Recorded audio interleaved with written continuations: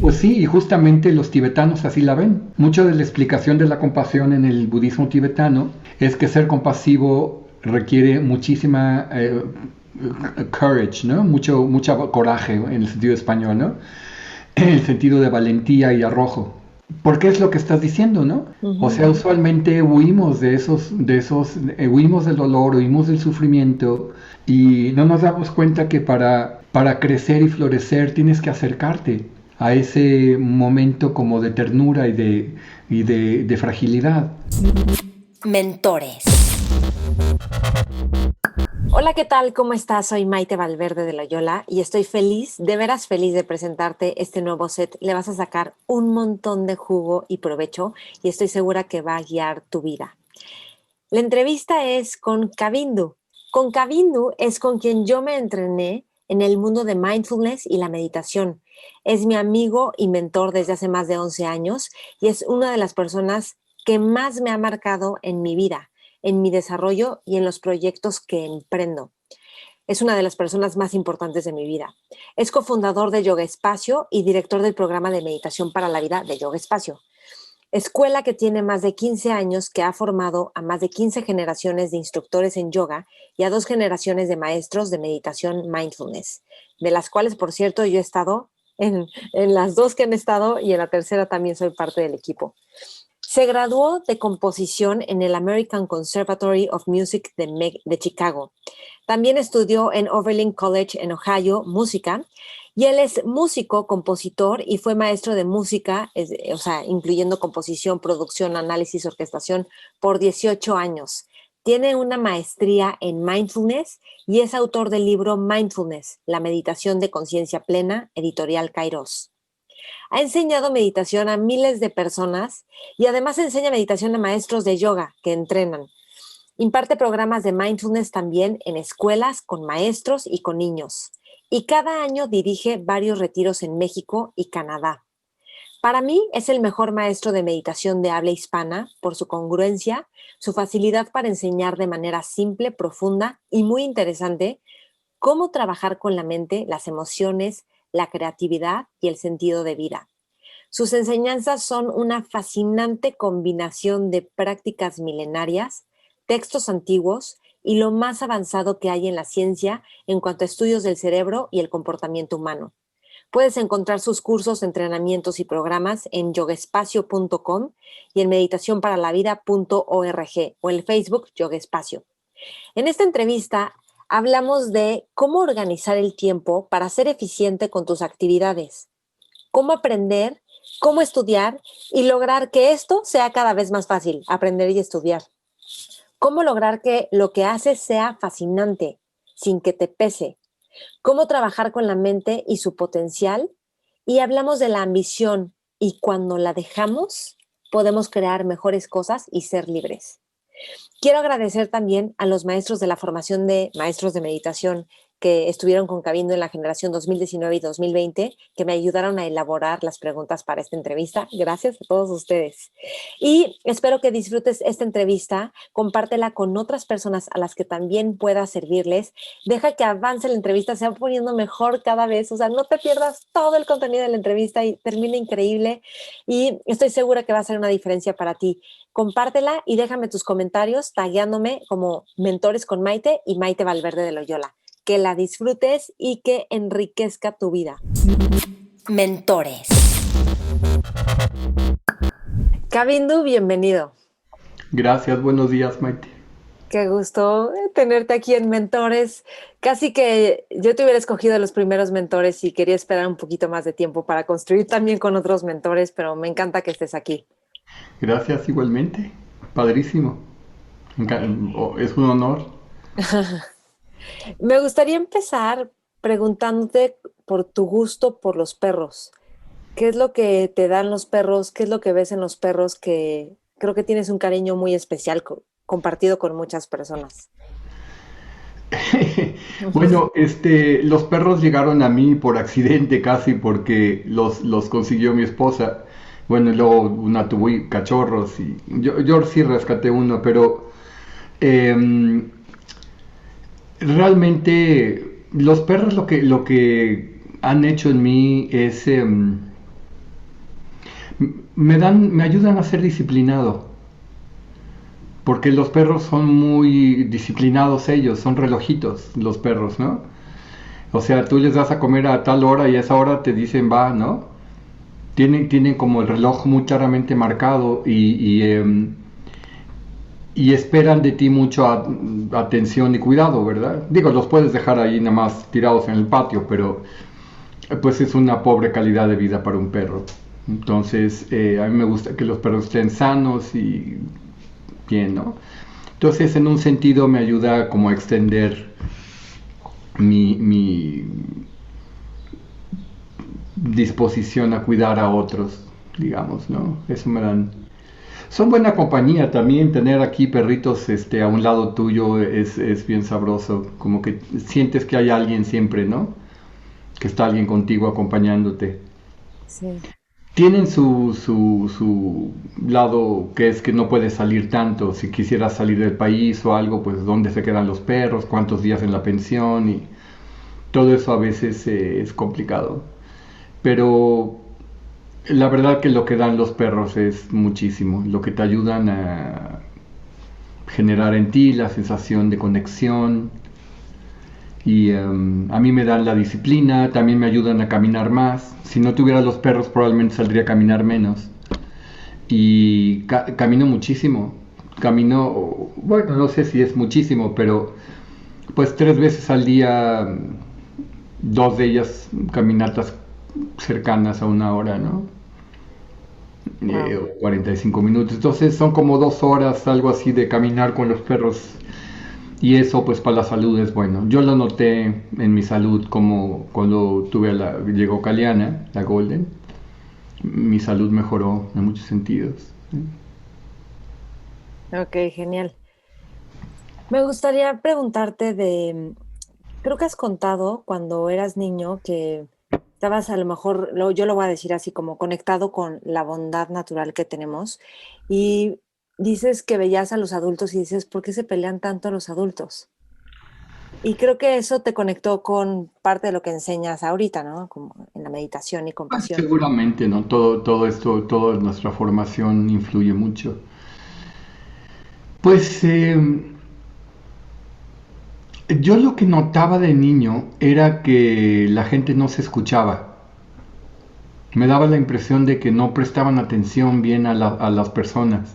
Era algo con la atención y eso hacía que fueran descuidados, tanto en las acciones como en el trato, ¿no? O sea, descuidados al hacer cosas como descuidados con las personas, diciendo cosas, haciendo cosas que eran pues pues lastimosas para otros, digamos, ¿no? Y sí, no entendía, yo decía, pero ¿por qué pasa esto? O sea, a mí se me hacía tan obvio que era importante cuidar a otros, ¿no? Eso es la bondad natural, creo. Eh, Se me hacía tan obvio que había que cuidar a otros. No digo que todo el tiempo lo hice, ¿no? O sea, también llegué a tener mis actos de crueldad con animales de chiquito, con animales más chiquitos, ¿no? Pero pero como que me arrepentía, luego ya no lo volví a hacer, ¿no? Como que me dolía mucho, ¿no? El maltrato a los animales y a la gente. Y creo que parte de lo que pasó es que en mi familia había un discurso mucho de izquierda, como de mucha preocupación por el bienestar del mundo y de los pobres y de los trabajadores y demás. Que en un sentido era inspirador porque veías como la familia pues pensando en el bienestar de otros, ¿no?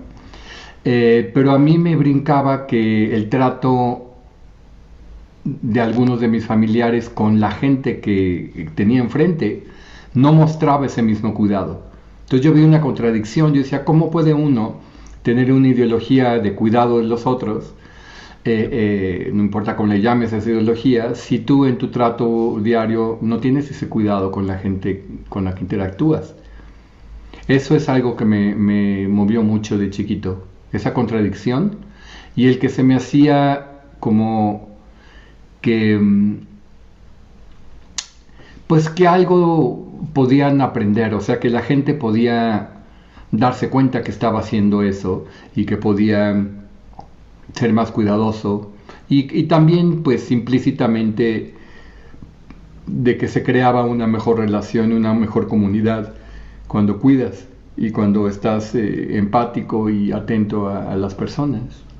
Y sí, yo creo que eso marcó mucho, porque yo recuerdo desde niño, pues familiares y amigos de mi familia que decían, ay, mira, como que Alejandro es muy atento y es servicial y es cuidadoso y mira, y además cuida y los objetos, cuido los objetos, por ejemplo, ¿no?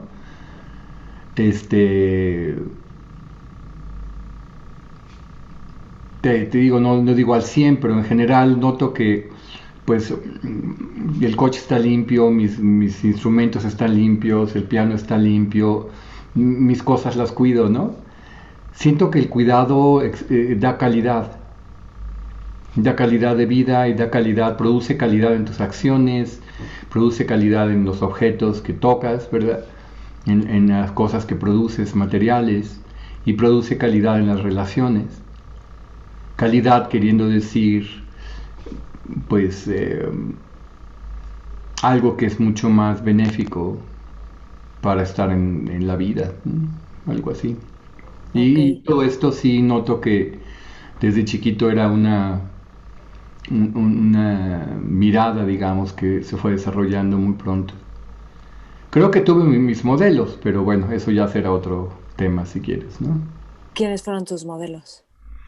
¿Tu tía, la monja? Pues mi tía es la monja, aunque la veía muy poco, porque veíamos a mi tía cuando íbamos a ver a mi abuelo, porque ella vivía con él, no con él, sino a un lado de él.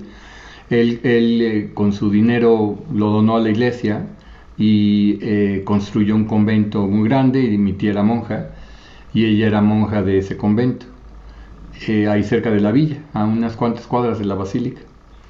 Y entonces la íbamos a ver una vez al mes tal vez, en ocasiones un poco más, y los veíamos a los dos. Eh, y ella sí me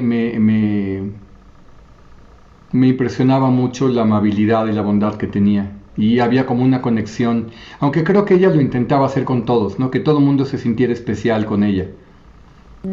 Ujú. Pero pues a mí me pegó, a mí me sirvió mucho porque en un sentido fue un contraste a veces con lo que veía con otras personas, ¿no? Ok, O sea, era la persona que yo veía que más consistentemente era positiva. sí. Porque pues toda mi familia era positiva, toda la gente tiene sus momentos de positividad y ¿no? Toda mi familia era muy buena en un sentido. Eh, pero en ella yo veía que no había estas contradicciones entre lo que decía y lo que hacía, ¿no? Ok. Y a ver, déjame, me voy a ir a otra pregunta, pero por ejemplo, ¿quiénes dirías tú que a lo mejor actualmente o en tu vida han sido una especie de mentores o guías? Quizá son autores, ¿no? O sea, que no conoces directamente, pero por lo que enseñan y escriben, pero que al final creo que tener nuestras guías es súper importante. Hace poquito hablaba con alguien que me decía, es que yo no tengo modelos de gente arriba de los 60 años que me inspiren y que yo quiera seguir. Y yo dije, wow, a mí se me hace tan importante tener gente mayor que son en inspiración por cómo viven o por lo que han hecho en su vida, ¿no? Y tener esos referentes. Para ti, ¿quiénes han sido como Bueno, esos primero mentores? deje decirte que la manera en que yo me relaciono con los modelos, con los mentores o las personas que me inspiran, no es que quiero ser como ellos, sino que quiero ser yo como ellos son ellos. Ah, No sé ok. si me explico. O sea, Sí, es algo que yo tengo muy claro. Yo no quiero ser como nadie. Yo quiero ser como yo. Y creo que en eso me he inspirado, en que he visto personas que han sido como sí, ¿no? Es ujú, decir, que, que, o sea, lo que me conmueve más es la posibilidad de que el ser humano florezca en una individualidad que al mismo tiempo redunda en un beneficio, o sea, que salpica a otros, ¿no? En un trabajo con uno mismo que salpica a otros. Entonces, no he tomado modelos en el sentido de querer ser como alguien, sino de que cuando los veo que pudieron ser sí mismos y pudieron sacar lo mejor de sí, me inspira a hacerlo yo. Y por supuesto me conecta con valores, porque me conecta con lo que más me inspira es la gente que ha podido ser algo auténtico en esta línea, no en esta línea de cuidado y beneficio a otros. O ¿Como sea, quién? Dame 3 ejemplos de... pues por ejemplo, Richard Gere me inspira mucho. Y en una frase, ¿qué es lo que te inspira de él? Pues que puede ser auténtico y amable y bondadoso como se le ve en las entrevistas, porque no lo conozco, ¿verdad? Y poner su dinero a causas, ¿no? A causas, pues diversas causas para ayudar, ¿no? Y a que lo pueda hacer en medio, digamos, de una carrera en la cual no es tan fácil hacer eso, porque es un poquito más fácil, yo creo, que cuando estás en una carrera en la que te mueves mucho en la industria de mucho dinero, digamos, que haya menos cuidado hacia los otros. Es posible, ¿no? Hay varios actores que tienen esa línea, ¿no? Como de cuidado y de ayuda y demás, pero así como hombres, él me inspira. El Dalai Lama me encanta. Aunque hay cosas del budismo tibetano que no comparto o no me tocan mucho, y aunque las entiendo, pero él se me hace una persona maravillosa, se me hace genial. Casi siento que lo que yo hago en la vida ahorita, él me dijo que lo hiciera, ¿me entiendes? Recuerdo haber leído hace muchos años, cuando comenzaban los institutos de Mind and Life Institute, las reuniones entre monjes y científicos, Ujú. que empezó, pues hace como, yo supongo que hace unos 20 años, algo así, tal vez menos, con Francisco Varela y ya andaba Goleman ahí y creo que Davidson también estaba allí empezando con el tema de la investigación de la meditación y eh, Paul Ekman llegó a andar ahí también. Eh, Me acuerdo que el Dalai Lama les dijo en una entrevista, y lo vi en una entrevista grabada y lo vi en un libro, ¿verdad? También lo leí en un libro, el Dalai Lama diciendo, pues al mundo le hace falta esto y si el budismo tiene algo que pueda diseminarse en el mundo, aparte de la religión budista, digamos, ¿no? Háganlo porque al mundo le hace mucha falta. Y yo dije, sí, sí, órale, yo le entro, ¿no? Ujú. Fue así como que ya estaba en el budismo antes, pero él fue una marca importante porque me hizo ver que es muy importante que lo que son perspectivas y habilidades y entrenamientos y metodologías que ayudan al ser humano, no importa de dónde vengan, la verdad es que son humanas, ¿no? Y Sí. entonces él me hizo notar eso, de que uno puede entender las virtudes humanas como universales y la importancia de ayudar a que se vean universales, ¿no? Ok. Entonces él por eso pues sí, sí ha sido una inspiración. Voy a quitar aquí Y una tercera persona. una tercera persona, pues bueno, deja decirte de que de niño me inspiraban personas así. Por ejemplo, había el hermano mayor de unos amigos rockeros con los que luego anduve mucho. El hermano mayor de ellos, que todavía vive, es restaurador ahora. Estaba estudiando arquitectura cuando yo era niño. Me lleva como más de 10 años. Y él me inspiraba mucho su ecuanimidad. Qué tranquilo y calmado y sereno era. Cuando había problemas, cuando sus hermanos se metían en problemas, él, él tenía esta capacidad de no regañaba a nadie, ¿no? O sea, porque en mi familia un poco lo que pasaba es que si alguien hacía algo tonto, digamos, algún error, algo que rompía algo o que lastimabas a alguien, te regañaban, ¿no? O sea, el regaño era importante, ¿no? Como que una parte importante era hacerte sentir regañado y excluido un poco, ¿no? Y me impresionaba mucho que él hacía lo contrario, de que cuando alguien cometió un error, él se acercaba de una manera amable, como, a ver, ven, vamos a ver qué podemos hacer, ¿no? Sí, wow. No lo sentías que estaba en contra tuya, sino que te estaba ayudando a arreglar algo que pues no te diste cuenta que iba a salir así, ¿no? Y eso me gustaba mucho de él, se llama Carlos Salomón. Y muy impresionante, él fue un poco un modelo, aunque alguna vez se lo dije y me dijo, pues, que no se había dado cuenta de eso, pero pues claro, él me lleva muchos años, ¿no? Para yo era un hermano de mis amigos, un amigo de mis hermanos, perdón, era amigo de mis hermanos.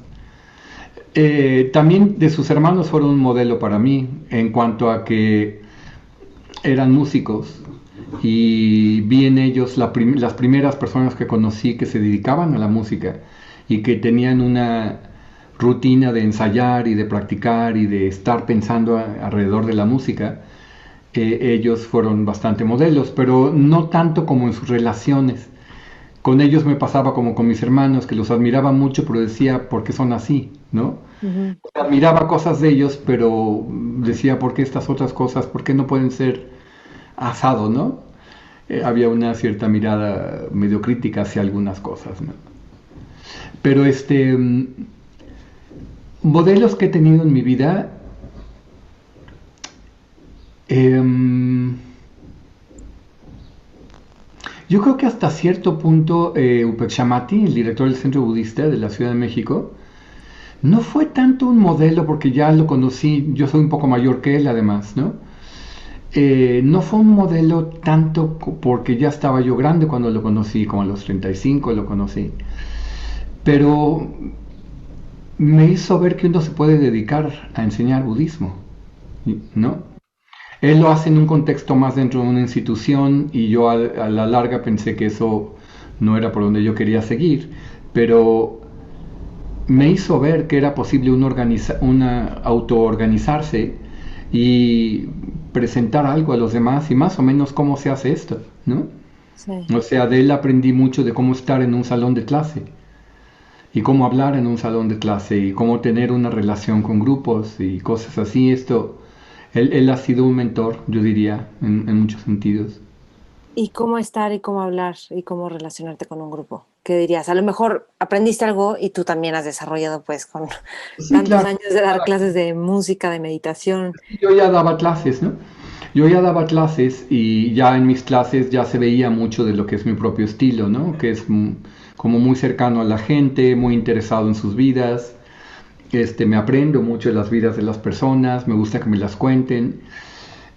Cuando estoy con los alumnos, aún en línea ahora, pues de los que sé más me doy cuenta que entiendo mejor qué hacer, ¿no? O sea, me doy cuenta que conocer al otro te ayuda mejor a funcionar tú en las cosas que son interacción, en la interacción. Pero, por ejemplo, él en un salón, pues usa un tono de voz como amable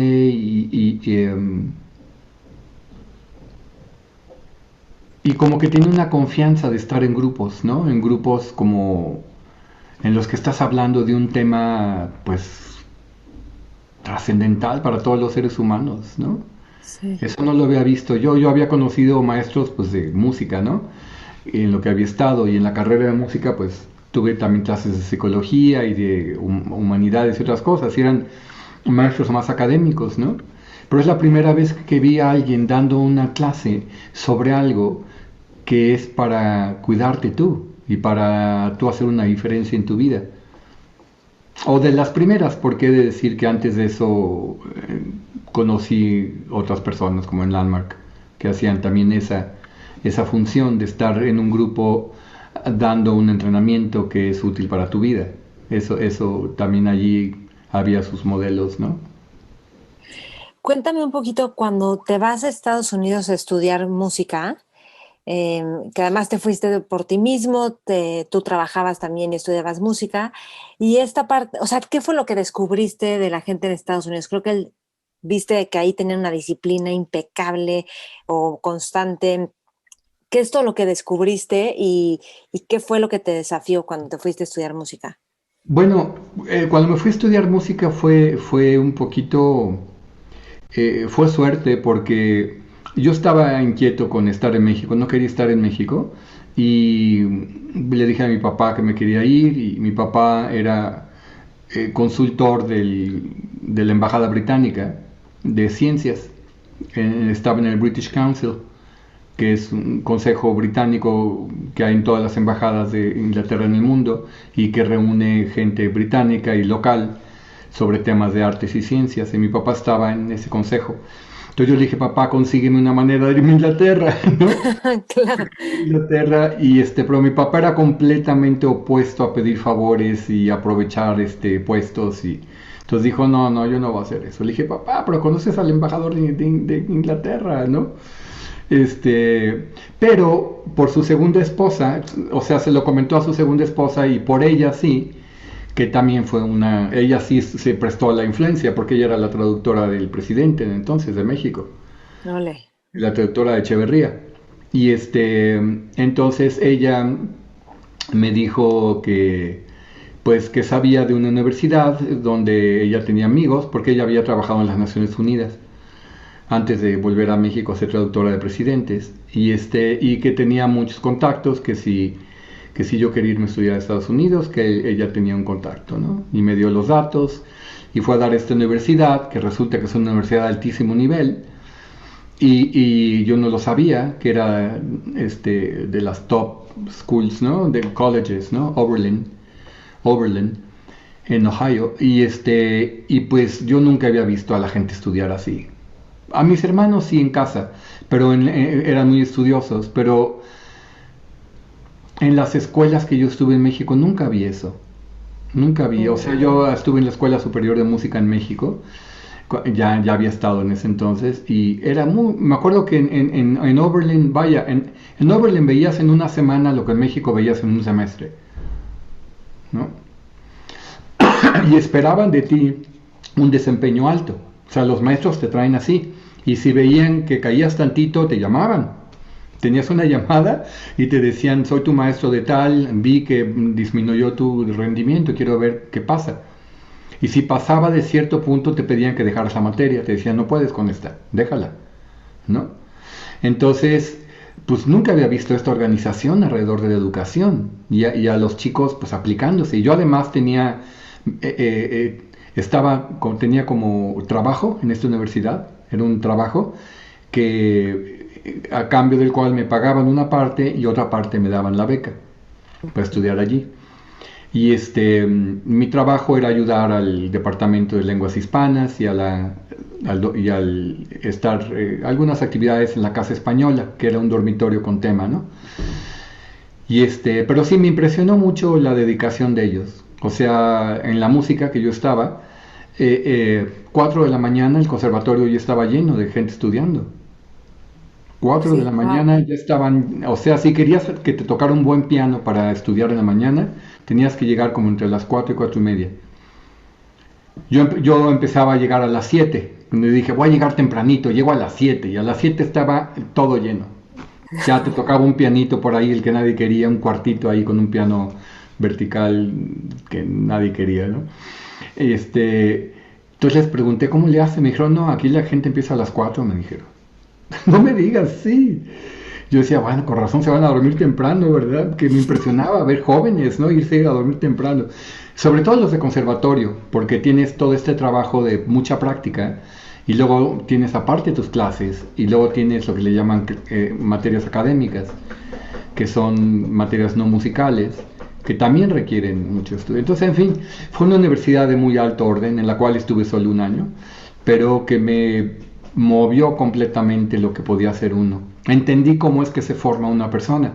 Dije, claro, es que tienes que estudiar un montón y Mm, tienes que ser muy disciplinado con tu estudio y como que no ser indulgente con otras cosas, ¿no? Saber poner como tu, organizarte, ¿no? sí. Y Ahora, tomarte en serio, ¿eh? Porque deja decirte que a mí me impresionó mucho Estados Unidos, también como cultura. No digo que todo en todos lados, pero es una cultura que se toma muy en serio a sí misma y toma sí. muy en serio al individuo y las posibilidades de que el individuo haga algo. Y eso a mí me vino muy bien. Entonces, de repente pues ver que la gente te toma en serio. Me tomaban a mí en serio más de lo que yo me tomaba a mí en serio, ¿no? Sí. Creían en mí más Wow. que yo, ¿no? Sí. Luego, cuéntanos un poquito cómo te acercas a la meditación y por qué dices, este camino es para mí, ¿no? Bueno, mira, mi primer acercamiento vino de adolescente, ¿eh? A los 15 años tuve un amigo que no fue un mentor porque éramos mucho de la misma edad, pero fue un poquito, eh, creo que una cosa que he tenido desde niño es que me gusta acercarme a los hombres y mujeres, o niños y niñas, y chicos y chicas, que, que admiro, y lo que admiro es que sean buenos y que hagan algo con sus vidas, ¿no? Algo así en general. Y Y déjame hacerte un paréntesis. ¿Cómo te acercas? pues en el sentido que quiero ser su amigo, sus amigos, y me caen bien y los escucho y quiero estar por donde están y se vuelven mi círculo, ¿no? Parte de mi círculo. Ok. O sea, me gustaba crear como ser parte de una amistad en donde había un ideal sobre la humanidad, digamos, ¿no? No, y sí te lo pregunto porque creo que mucho, o sea, eso nos pasa. Queremos acercarnos a ciertas personas y no sabemos cómo. Sí, bueno, mira, yo veía, por ejemplo, que uno de mis hermanos se acercaba mucho a chicos que andaban en problemas. Mm, Decía, ¿por qué lo hace? mm, O sea, ¿por qué se acerca a chicos que estuvieron en la cárcel o que se andan robando o que andan vagando, ¿no? Si él, mi hermano, es tan inteligente y tan sensible y tan, etcétera, ¿no? No entendía por qué. Y bueno, este chico que conocí, Carlos Gaitán, que vive en Inglaterra ahora desde hace muchos años, él ya no sé cómo fue a dar allí, creo que por amigos suyos, de donde él vivía en un condominio, fue a dar a la Gran Fraternidad Universal, que es esta organización de yoga y una especie de hinduismo universal, ¿no? Y me invitó a que fuera a hacer yoga y ahí hacíamos yoga y me volví vegetariano y ahí hacíamos meditación. Y pues yo tenía 16 años cuando pasó esto. Y me encantaba la idea de estar con un grupo de gente que estaba como inspirada por algo como trascendental. Muchas de las ideas que allí aprendí, porque estuve en algunos de los cursos de estudio, de los libros del fundador de ese movimiento, algunas cosas no me jalaban porque yo no vengo pues no crecí con teísmo y todo cuando se plantea mucho el teísmo lo siento como que no me toca en un sentido, ¿no? No me toca lo entiendo y en un sentido lo aprecio, pero no me toca mucho, ¿no? Pero la disciplina que tenían y el hacer prácticas para cultivar cualidades y eso a mí me encantaba. Y eso fue como la primera vez que se me hizo posible. Ya después, con la carrera de músico y todo eso, pues eso desapareció, ¿no? Nunca más le presté mucha atención hasta que realmente ya a los 30 y tantos años, después de cosas que pasaron en mi vida y un accidente de coches que fue para mí un parteaguas, que lo eh, cuentas en tu libro, que ¿no? lo cuento en mi libro, me hizo reconsiderar muchas cosas, como que de repente dije, oye, como que perdí el camino, ¿no? O sea, está padre la música y la composición y me está yendo bien y creo que ya le entendí por dónde va y ya me estaban saliendo más comisiones y ya llevaba varios discos ¿no? Y ya la música que estaba haciendo se me hacía de mejor nivel, pero pensé que había uno que trabajar en uno mismo, volví a eso, ¿no? Volví a la idea que había tenido de adolescente y a la inspiración ¿Qué de te que, hizo decir eso? pues, ¿Qué mucho pasó? del accidente de coche, ¿no? De darme cuenta que en este accidente, pues darme cuenta que tuve una especie de descubrimiento de cómo es que los seres humanos construimos, digamos, el mundo, ¿no? Me hizo ver que los seres humanos construimos todo un rollo, todo un mundo en nuestra cabeza que realmente es completamente inventado por nosotros. no nos damos cuenta, ¿no? Y que ese mundo que creamos condiciona cómo funcionamos en la vida y no nos damos cuenta que es un mundo creado, ¿no? O sea, no distinguimos entre los pensamientos y la realidad. Y eso, ese 20 me cayó después de ese accidente, de que los pensamientos no son la realidad y tú no eres lo que piensas. Pero te lo crees, entonces sí eres lo que piensas porque te influye tanto, ¿no? En un sentido, pero en otro sentido no eres lo que piensas porque puedes cambiar todo eso y volverte otra persona, ¿no? Entonces, como que me hizo tocar este accidente la posibilidad de la transformación y empecé a buscar cómo hacerla.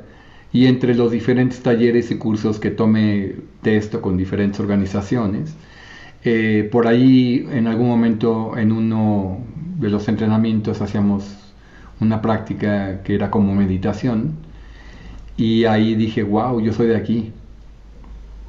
Pero ¿qué Y fue lo que pasó en la práctica que dijiste, yo soy de aquí? pues mira, nos ponían a que nos sentáramos como 30 minutos. Eran dos prácticas que eran casi seguidas, separadas por otra dinámica. Una de ellas era ver a una persona frente a frente durante 15 o 20 minutos Mm, en silencio. Y la otra era nada más estar tú en silencio, en presente. Y de vez en cuando el guía decía alguna frase como para recordarte que estuvieras en presente y que soltaras lo que estuvieras agarrando. Así nada más. Era muy simple su indicación, ¿no? Y pues me encantó el efecto que tenía y me pareció que en efecto ahí estaba un entrenamiento, todo un mundo de entrenamiento. No hacer nada y observar lo que surge y soltarlo y abrirte al presente, dije, este es el camino. Este es el camino para aprender a desidentificarte con todo este mundo de aflicción y neurosis, ¿no? ok. Que yo mismo tenía, por supuesto.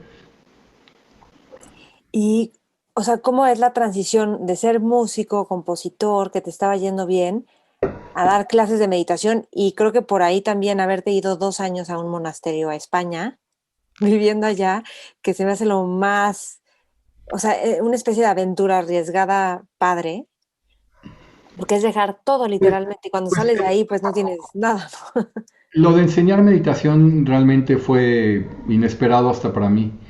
Lo primero no tanto, o sea, después de este accidente y de yo estar buscando algo que me ayudara a entender lo que había pasado en el accidente y cómo trabajar con la mente y descubrir la meditación, de ahí empecé a buscar dónde podía meditar y a preguntarle a mis compañeros de esos entrenamientos si sabían algo de esa práctica, de dónde venía.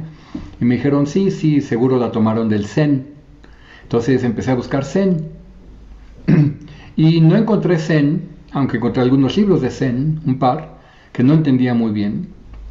Eh, pero había un póster de un señor que estaba dando talleres de meditación, que era este Upek Shamati que mencioné antes, y fui con él. Y aunque no era la meditación como la que había yo aprendido en este otro grupo previamente, que me había inspirado tanto, de todos modos me gustó porque era un entrenamiento y había más orden, había una estructura y eso me llevó a meterme a la meditación y luego al budismo y a pedir ordenación en una orden que era en la que él estaba, la orden que entonces se llamaba Orden Budista Occidental y ahora se llama Triratna. Y, y pues estuve un montón de años involucrados con ellos, como 15 entre que empecé a ir y luego estuve ordenado 10 años. Y sí viví en un lugar que es como un monasterio, ¿no?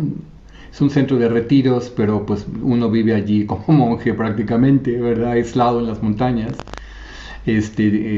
ayudando a organizar retiros y pues cuidando el valle donde vives y las instalaciones que están aisladas, tienes luz solar y tienes agua de pozo y entonces todo eso es un montón de trabajo cuando vives fuera de las instalaciones urbanas, ¿no?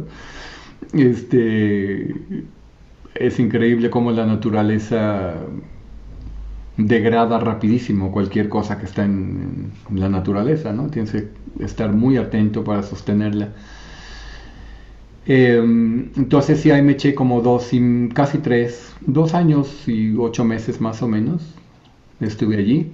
¿Qué Y aprendiste viviendo en el pues monte? mira, lo primero es que aprendí a que podía deshacerme de la vida que tenía, a que podía renunciar a la vida que tenía. Yo quería experimentar lo que se sentía, soltar toda la carrera que tenía ya desde los 11 años inventándome, que era ser músico, ¿Y ¿no? por qué querías experimentar eso? Porque quería experimentarme fuera de una inercia, fuera de una visión ya formada y construida y adoptada y alimentada. Quería ver quién era yo fuera de eso, ¿no?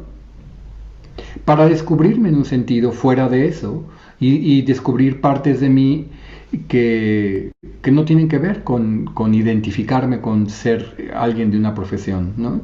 Quería descubrir una simplicidad en mí y intuía que eso me iba a ayudar a hacerlo. Y quería el lugar más simple en donde los trabajos que tuvieras que hacer fueran completamente triviales, bueno, en un sentido, ¿no? O sea, trabajos de mantenimiento, lo que sea que haya que hacer en un lugar, ¿no? Y cocinar y llevar las cuentas, ir a comprar comida y cuidar el lugar y organizar cosas, ¿no? Y tener mucho tiempo para meditar. Quería yo hacer eso. Y ver montañas y no tener la mente ocupada en proyectos personales y ni nada que lograr. Me parecía que pasar un tiempo en la vida sin nada que lograr es muy importante. ¿Por qué? Porque Porque de alguna forma estabas joven, o sea, cuando estamos jóvenes, como que, bueno, al menos es mi experiencia con mucha gente, es que queremos, como que tenemos la energía para hacer muchas cosas, ¿no? no, pues ya lo Y había eres hecho. alguien creativo y Pues sí, ya lo había hecho. O sea, cuando me fui ya llevaba discos grabados, ya había hecho conciertos, ya había hecho giras a Estados Unidos y a Sudamérica, he tenido banda y en Estados Unidos grabado discos también, había tenido coros, había sido maestro de música ya. En ese entonces ya llevaba, bueno, 6 años enseñando música, no, 9 años enseñando música. Y formando chicos, ya había producido discos de otros, o sea, tenía ya una carrera andando, bastante bien armada en un sentido, ¿no? Pero sí wow. me daba cuenta que se genera mucho una identificación con tu carrera y que eso puede impedirte ver cosas más profundas de ti y que también tener la mente operando en el modo de hacer, como le llamamos en la meditación, todo el tiempo va apagando algo en ti, porque te defines mucho en función de tus proyectos y de tus logros, y eso te impide verte de una manera mucho más simple y más profunda quién eres fuera de esos proyectos.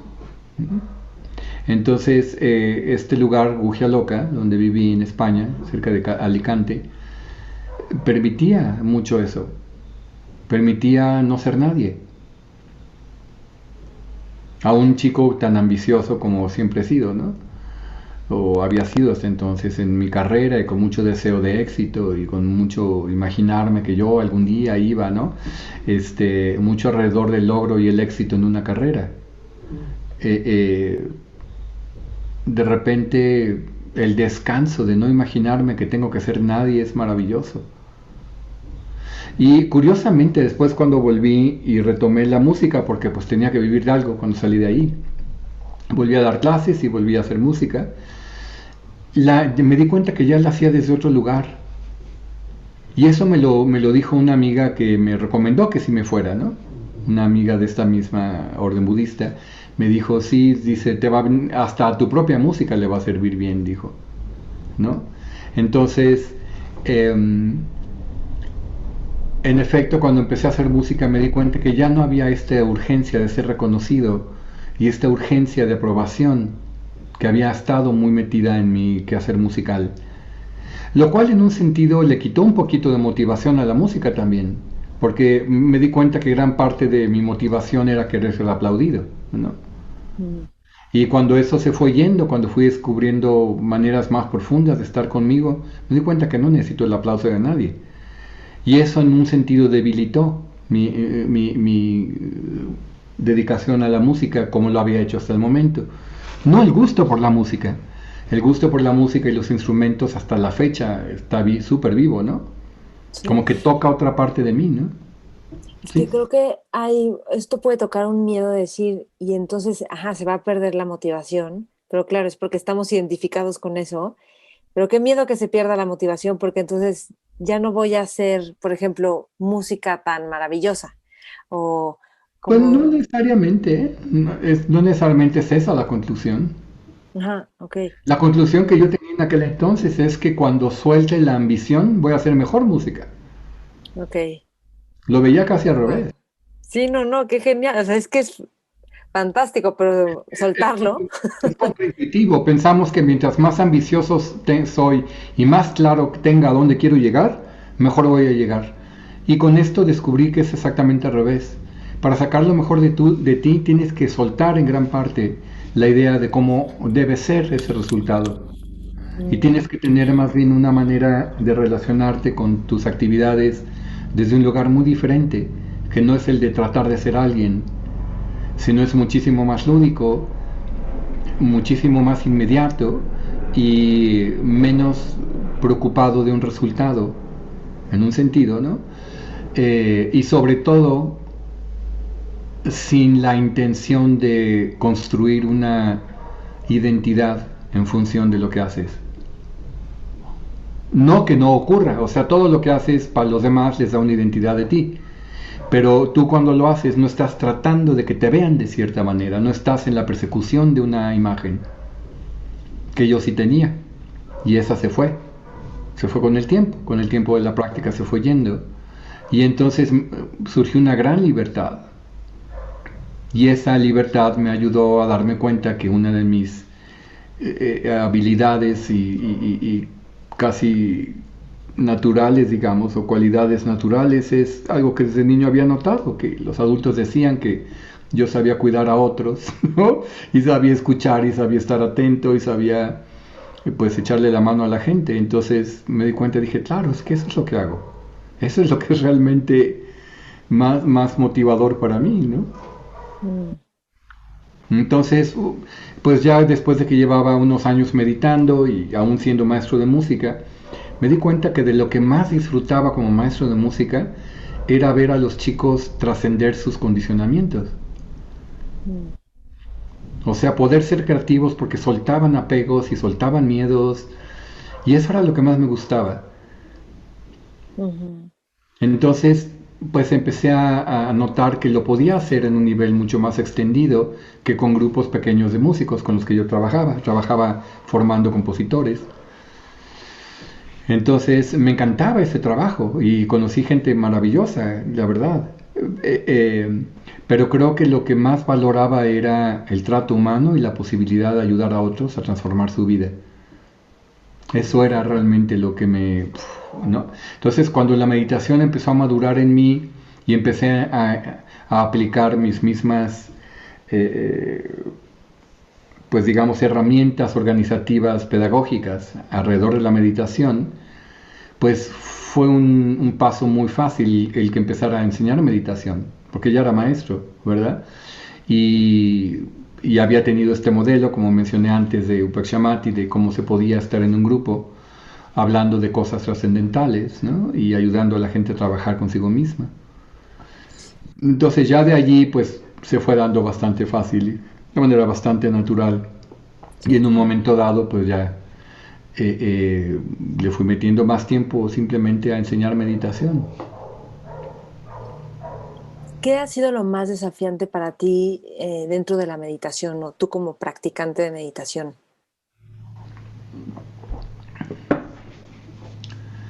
Lo más desafiante,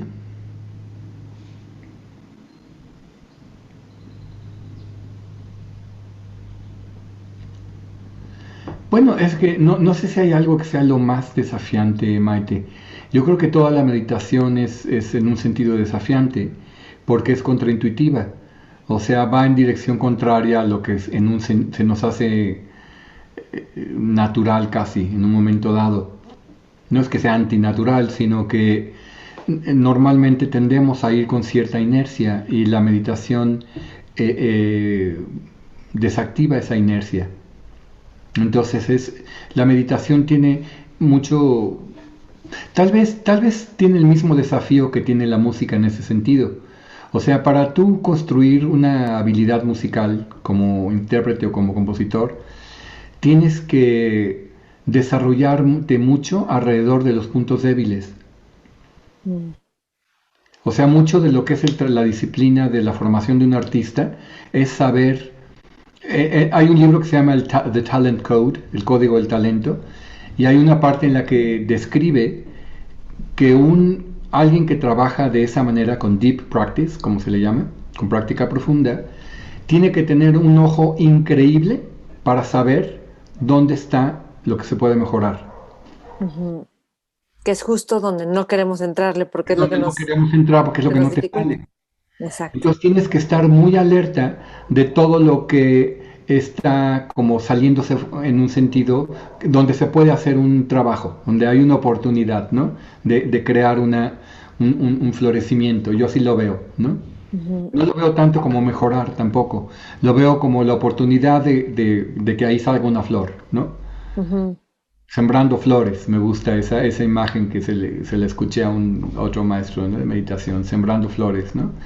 Y me di cuenta que la meditación hace eso, pero lo hace más allá de una profesión y más allá de una disciplina específica, como es con la música.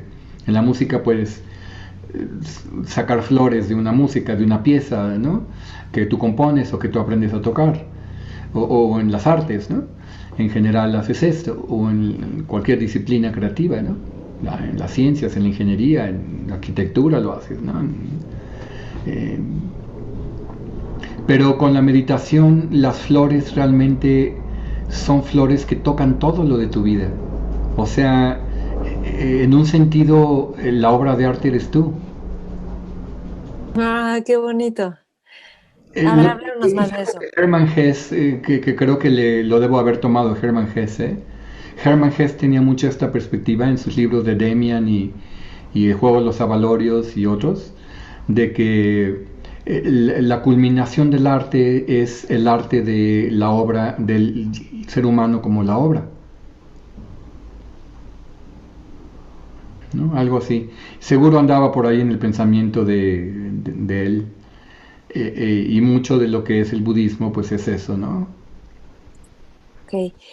Pero bueno, todo lo que dices suena como, wow, qué zen, ¿no? Qué bonito. Y al mismo tiempo tienes una vida llena de compromisos, actividades, cursos, clases, investigas muchísimo, cuidas a tus 4 perros, haces ejercicio, están las escuelas de yoga, atiendes a alumnos, o sea, un montón, la música también, ¿no? Y tocas la viola. ¿Cómo, o sea, porque haces un montón de cosas, pero cómo haces que eso no se vuelva un hacer? Y lo que decimos un montón, hace millones de cosas y siempre con una sonrisa o tranquilo, sin estar como en el apuro o en el rush de la prisa, que creo que Pues se ha trabajado, ¿no? También. mucho tiene que ver con la motivación y la expectativa, ¿no? Eh, em, lo hago en general con la motivación de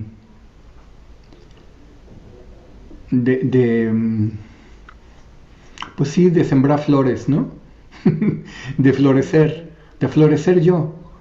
En un sentido me gusta mucho esto que dice el Dalai Lama, que la compasión y el servicio a los otros es la mejor manera de ser egoísta, dice él, ¿no?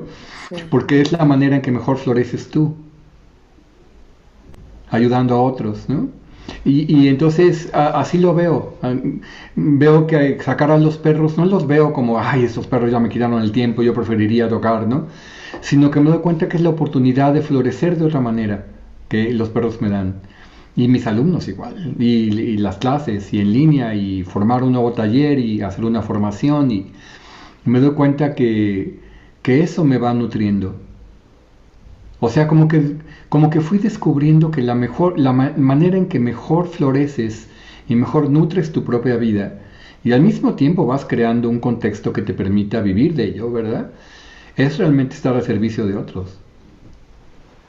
Pero no hay una expectativa de aplauso, no hay una expectativa de que te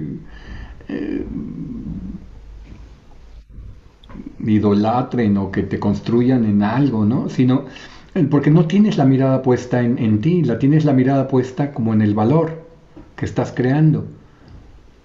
Y eso es muy enriquecedor, tener la mirada puesta en el valor. Entonces igual pasa con todo lo que hago, ¿no? Y el hecho de tener disciplina para hacer todo lo que dices, ¿no?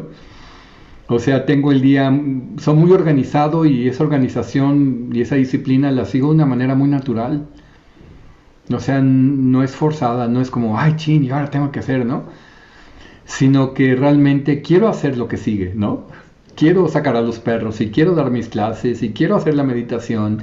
Y cuando comienza el taller en línea en la noche, ahora con la pandemia, quiero dar esa clase y quiero contactar a la gente. Y cuando me siento a guiar, quiero que sea la mejor meditación que he guiado. Y cuando diseño un taller, quiero que sea el mejor diseño que he hecho. Y me gusta, me encanta estar creando nuevos diseños porque me permite hacer eso, ¿no? Me permite estar creando y sembrando y viendo cómo uno puede hacer estos juegos y estos resultados increíbles, ¿no? ¿Nunca has tenido como la sensación de, híjole, lo que estoy haciendo como que no soy tan bueno en esto o hay mejores o si no cubro las expectativas? Porque la gente llega con expectativas a tomar un curso, o sea, con expectativas de que esto me sirva, que esto me guste o lo que sea, ¿no? No, con este tema de la meditación y el budismo, no.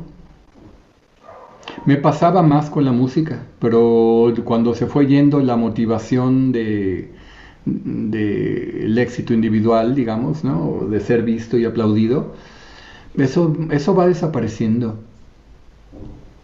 O sea, tengo completa convicción y certeza y confianza en lo que hago y en que lo voy a hacer bien y en que va a ayudar a otros. Eh, Cosa que ha ido también nutriéndose con el tiempo de ver la evidencia, ¿no? De ver que la gente en efecto le sirve y ayuda y me escriben y tengo N. Bueno, no las he guardado, últimamente he estado empezando a guardar algunos testimonios, pero a través de los años he recibido maravillosas cartas y llamadas y mensajes de personas diciéndome cuánto le ha ayudado todo esto, ¿no?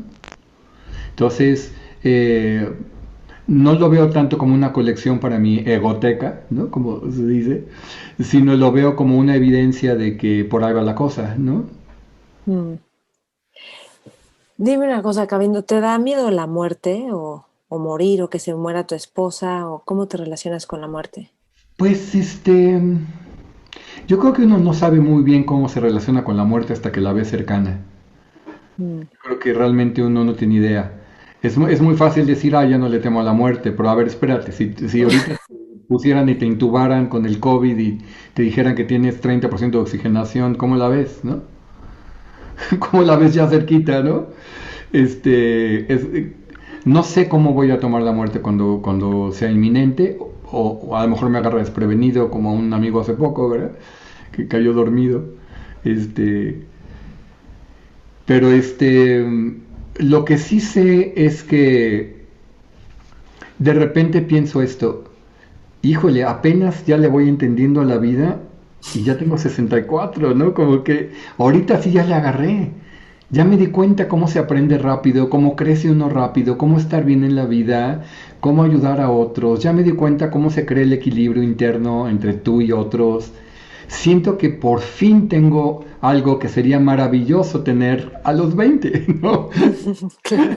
Y a los 20 no, pues no, a los 20 uno está en otro lugar, ¿no? Me encanta ver gente joven que está en esto y sobre todo cuando veo que les van cayendo los 20 de esta manera y andan en sus años 20, todavía digo, wow, qué maravilla, ¿no?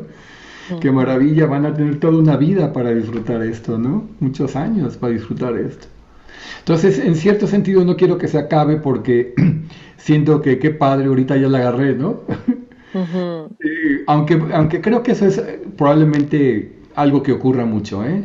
Que a partir de cierta edad, cuando ya como que entendiste la vida y ya no pierdes el tiempo en lo que no, dices, chin, pero ya quedan pocos años, ¿no?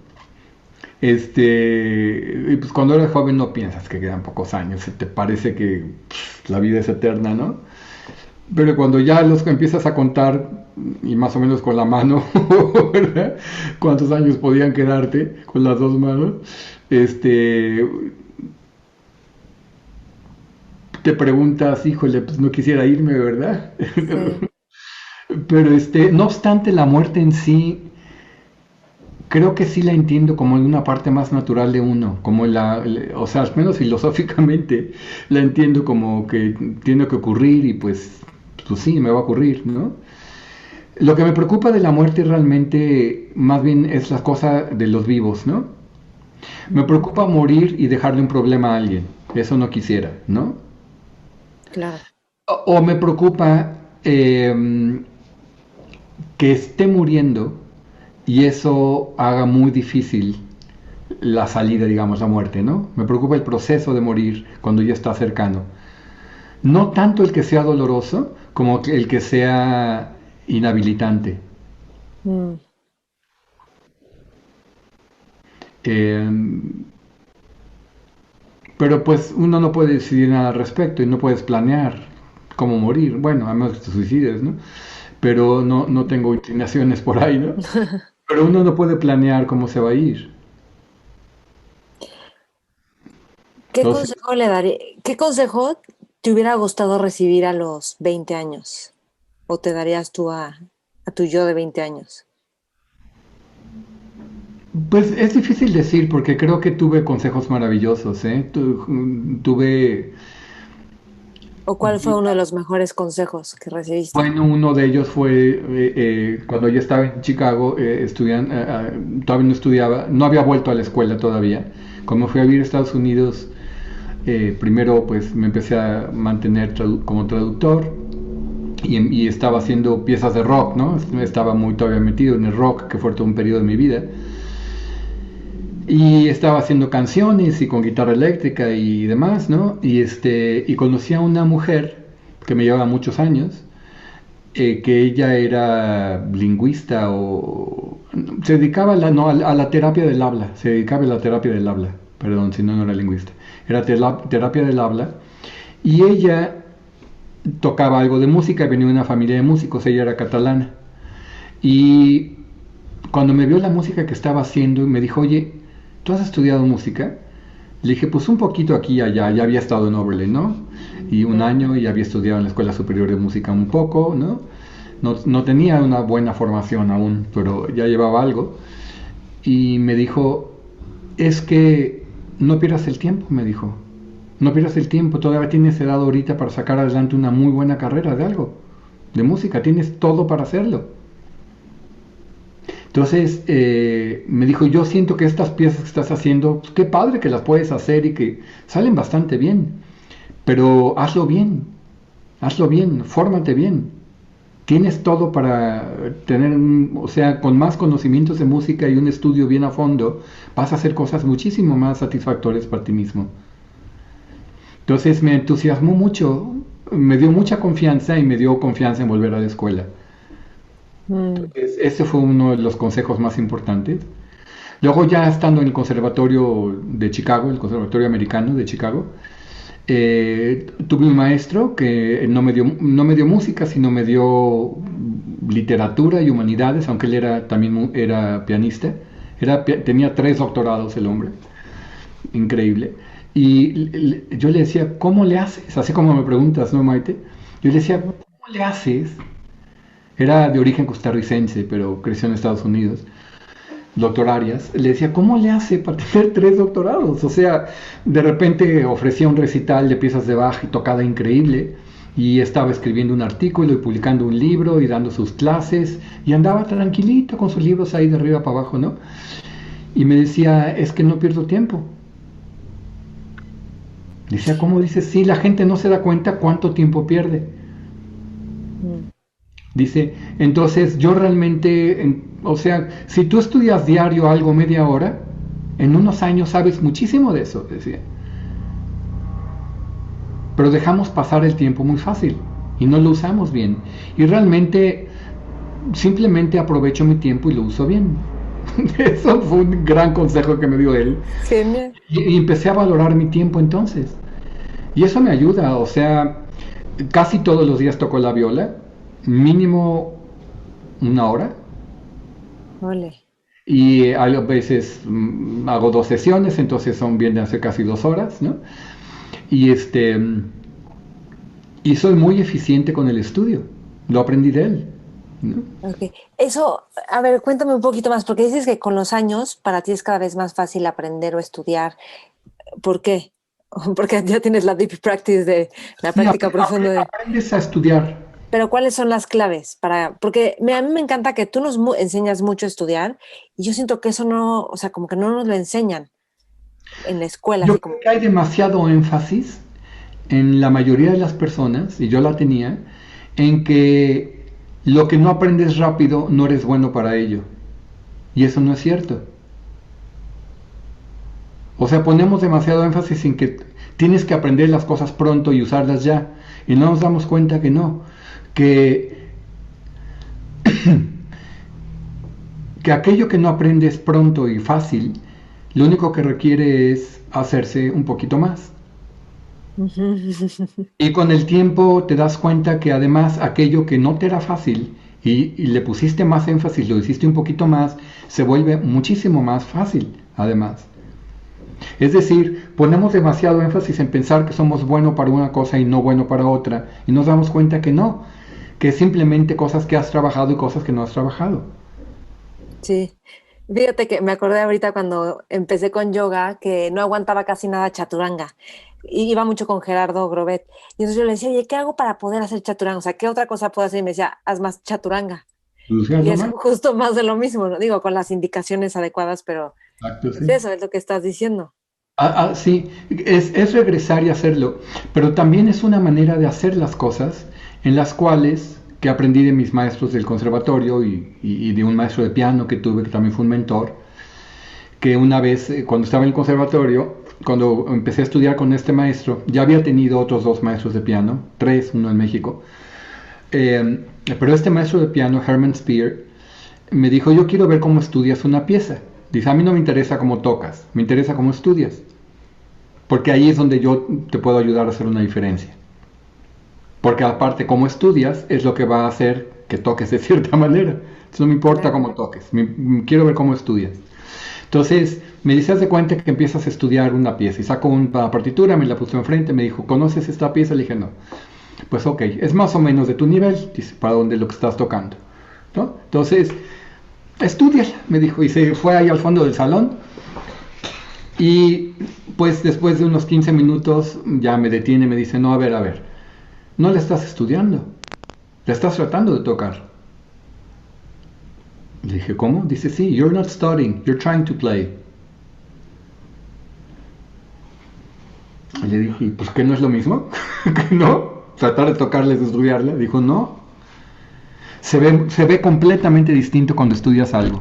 Cuando estudias algo no estás tratando de que la pieza brille, ni de terminarla hasta el final, ni estás como en la parte artística del sonido y todo eso. Estás realmente trabajando con mucho detalle en pequeñas cositas que son las que tú ves que no están entendidas o que tu cuerpo no ha asimilado todavía. Que ese es el chunking, ¿no? Que es el chunking, exacto. El chunking me enseñó a hacer chunking, que es romper en pedacitos tu estudio. Y a repetir muchas veces. Varios alumnos en la formación de meditación me han dicho, hay una alumna que a cada rato me dice, ay, yo soy de lento aprendizaje porque tengo que estudiar como 4 o 5 veces las cosas. Le dije, yo las estudio 10, 15 veces las cosas. O sea, a mí no se me pega nada fácil. Ahorita sí ya muchos temas se me pegan fáciles, pero más bien tengo un ojo para ver lo que no estoy entendiendo y regreso 30 veces a eso y lo escribo, lo digo en voz alta, lo cuento yo, se lo cuento a mis perros, lo grabo en la grabadora, me oigo decirlo, lo grabo en un video, lo escribo en unas notas. y luego lo enseño, ¿no? Lo practico conmigo. O sea, el conocimiento hay que agarrarlo y darle un montón de vueltas de muchas maneras, porque eso va construyendo toda una, como un universo de experiencias alrededor de ese conocimiento, que es lo que hace realmente que llegue uno a conocerlo, que llegue a ser parte de tu mirada y de tu percepción y de tus habilidades, ¿no? Ok. Y por ejemplo, ¿cómo? Porque no hablas tanto de esto, pero creo que esto nos despierta a muchos cuando estamos estudiando contigo, que es que se despierta creatividad y yo creo que eres alguien innovador. O sea, siempre estás innovando a través de textos antiguos y neurociencias. ¿Cómo ves tú la creatividad y la innovación? ¿O cómo acercarnos y aproximarnos a esto, ¿no? A conectar con la creatividad y la innovación. Yo siento que, yo creo que siempre estoy pensando que las cosas se pueden hacer un poco mejor. Siempre Ok. me he dado cuenta que ese es como un hilo común, un hilo constante, ¿no? Esto se puede mejorar un poco. Entonces, en un sentido, no soy conformista, ¿no? O sea, cuando acabo de recibir una carta hace poquito de una persona que terminó la formación de meditación, que es mi segunda generación, ¿no? Que ha dado de formación, y me dijo que wow, que esta formación estuvo increíble y que ella estuvo en la otra también, ¿no? Entonces, que la comparación entre las dos y todo, y ya cuando la terminé de leer dije, ah, qué padre que lo vio. Pero dije, qué curioso, ahorita pienso que la mejor es la que estoy haciendo ahorita, la que estoy comenzando. Claro, sí. O sea, siempre siento que la mejor es la que viene. Ujú. Esto se lo he oído decir también a mucho en las artes, a los músicos, a los artistas. Siempre que acabas una obra, te encanta, pero dices, voy a hacer otra mejor que esta. Ujú, ujú.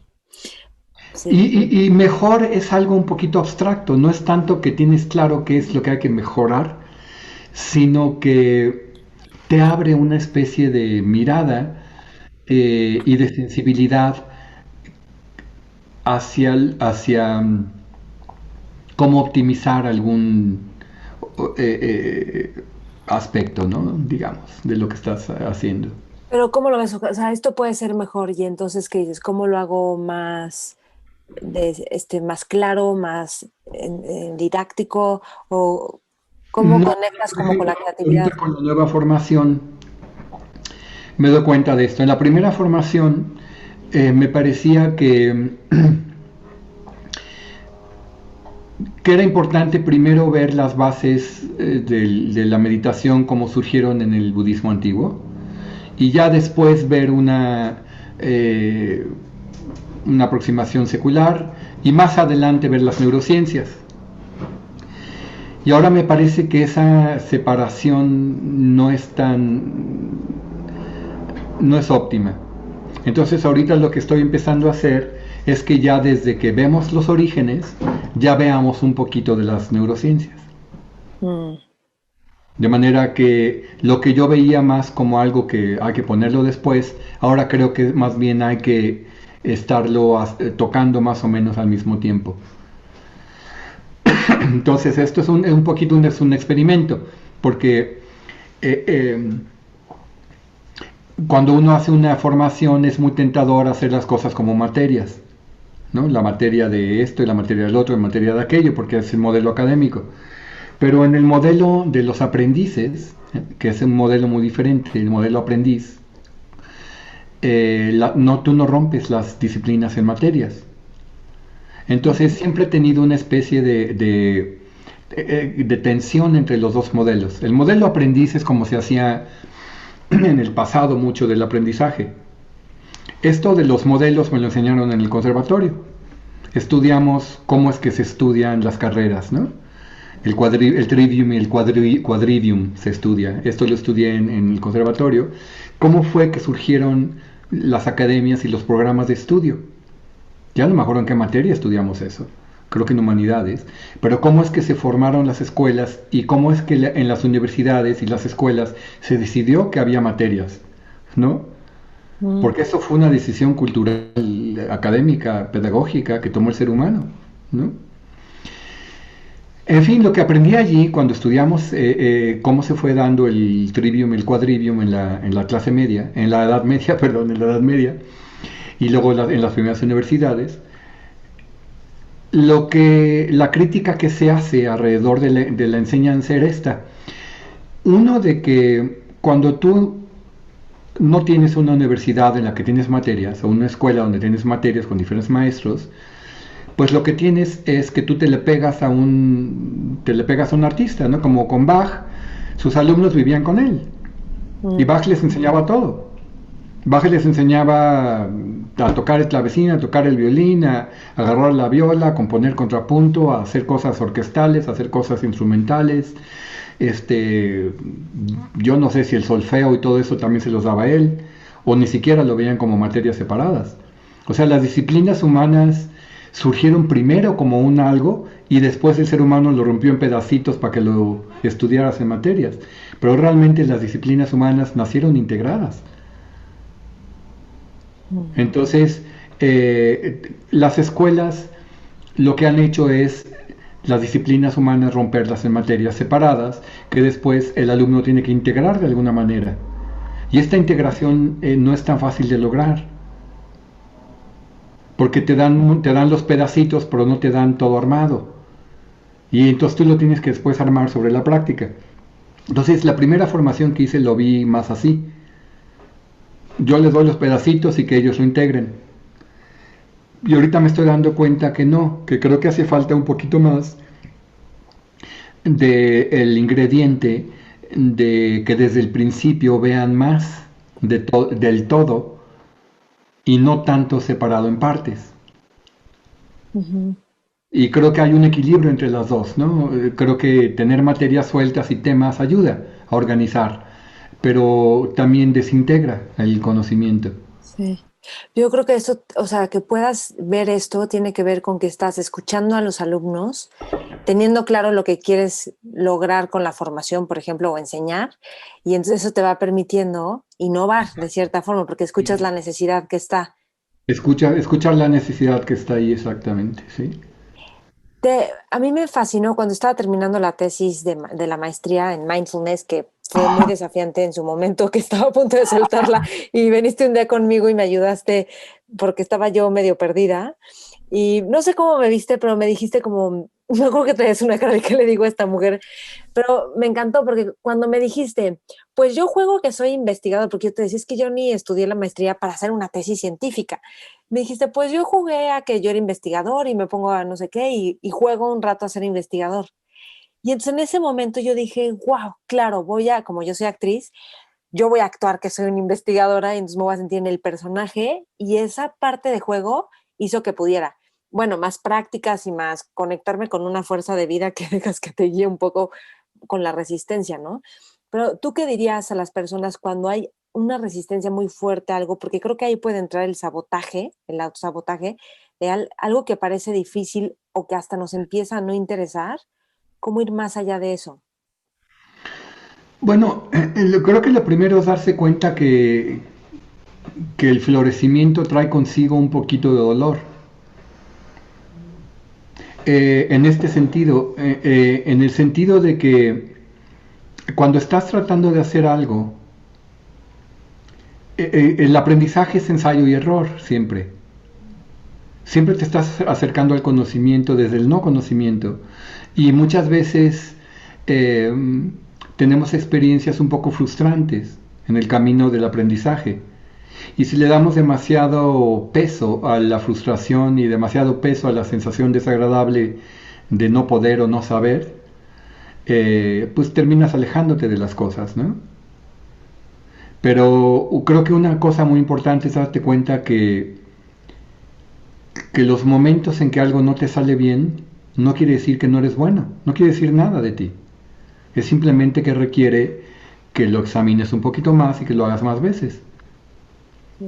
Y te voy Esto, a decir algo, recuerdo haber escuchado esto en un taller que seguramente tú también tomaste en algún lugar con Landmark, que es que nos decían esto, cuando un bebé está aprendiendo a caminar,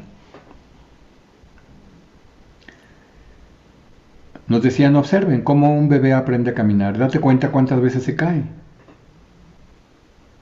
Y el bebé nunca dice, ay no, bueno, pues ya no voy a caminar, ¿no? No, el niño, como el bebé no tiene una idea de que tiene que caminar, ni está juzgándose a sí mismo o a sí misma porque pueda o no pueda caminar, simplemente lo que está haciendo es que está probando y tratando y jugando de diferentes maneras. Y por eso el juego en los niños es tan importante, porque el juego te permite desarrollarte y crecer de una manera increíble. Pero luego vamos perdiendo eso, ¿no? Entonces empezamos a poner mucho énfasis en quiénes somos y quiénes vamos a ser en tener una imagen y una idea de nosotros y un autoconcepto y ser aceptados y aplaudidos y que nos vaya bien y nos paguen. O Entonces esto para ahí qué ya, me va a servir, ¿para ¿no? qué me va a servir? ¿De qué voy a vivir? Y toda la ambición te empieza a alejar de lo que realmente te ayuda a aprender y a crecer, que es jugar. Jugar y probar, intentar y moverle y hacer y ver cómo florecen las cosas, ¿no?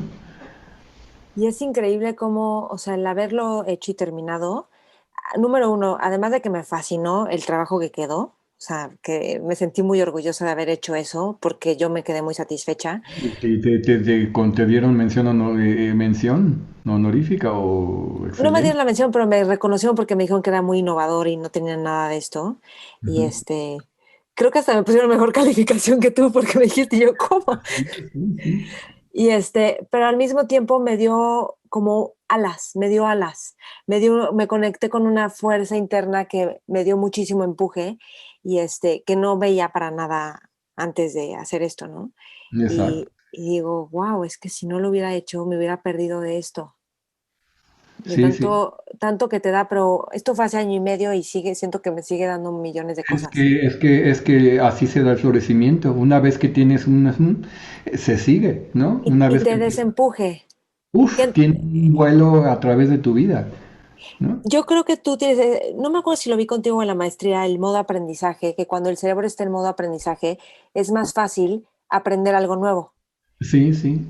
A lo Entonces mejor lo viste conmigo y en la maestría también. a lo mejor en las dos, pero ujú. Porque una parte de lo que hace la meditación mindfulness es eso, que la meditación te pone mucho en el momento presente, muy alerta y muy atento a lo que surge en tu contexto. Y eso, lo que entiendo que es lo que ocurre cerebralmente, es que activa toda el área central del cerebro del hipocampo, que es la que te permite como recibir información fresca y como estás mucho en el presente, en la meditación, sin conceptualizar tu experiencia, te permite recibir muchísimo señales, digamos, ¿no?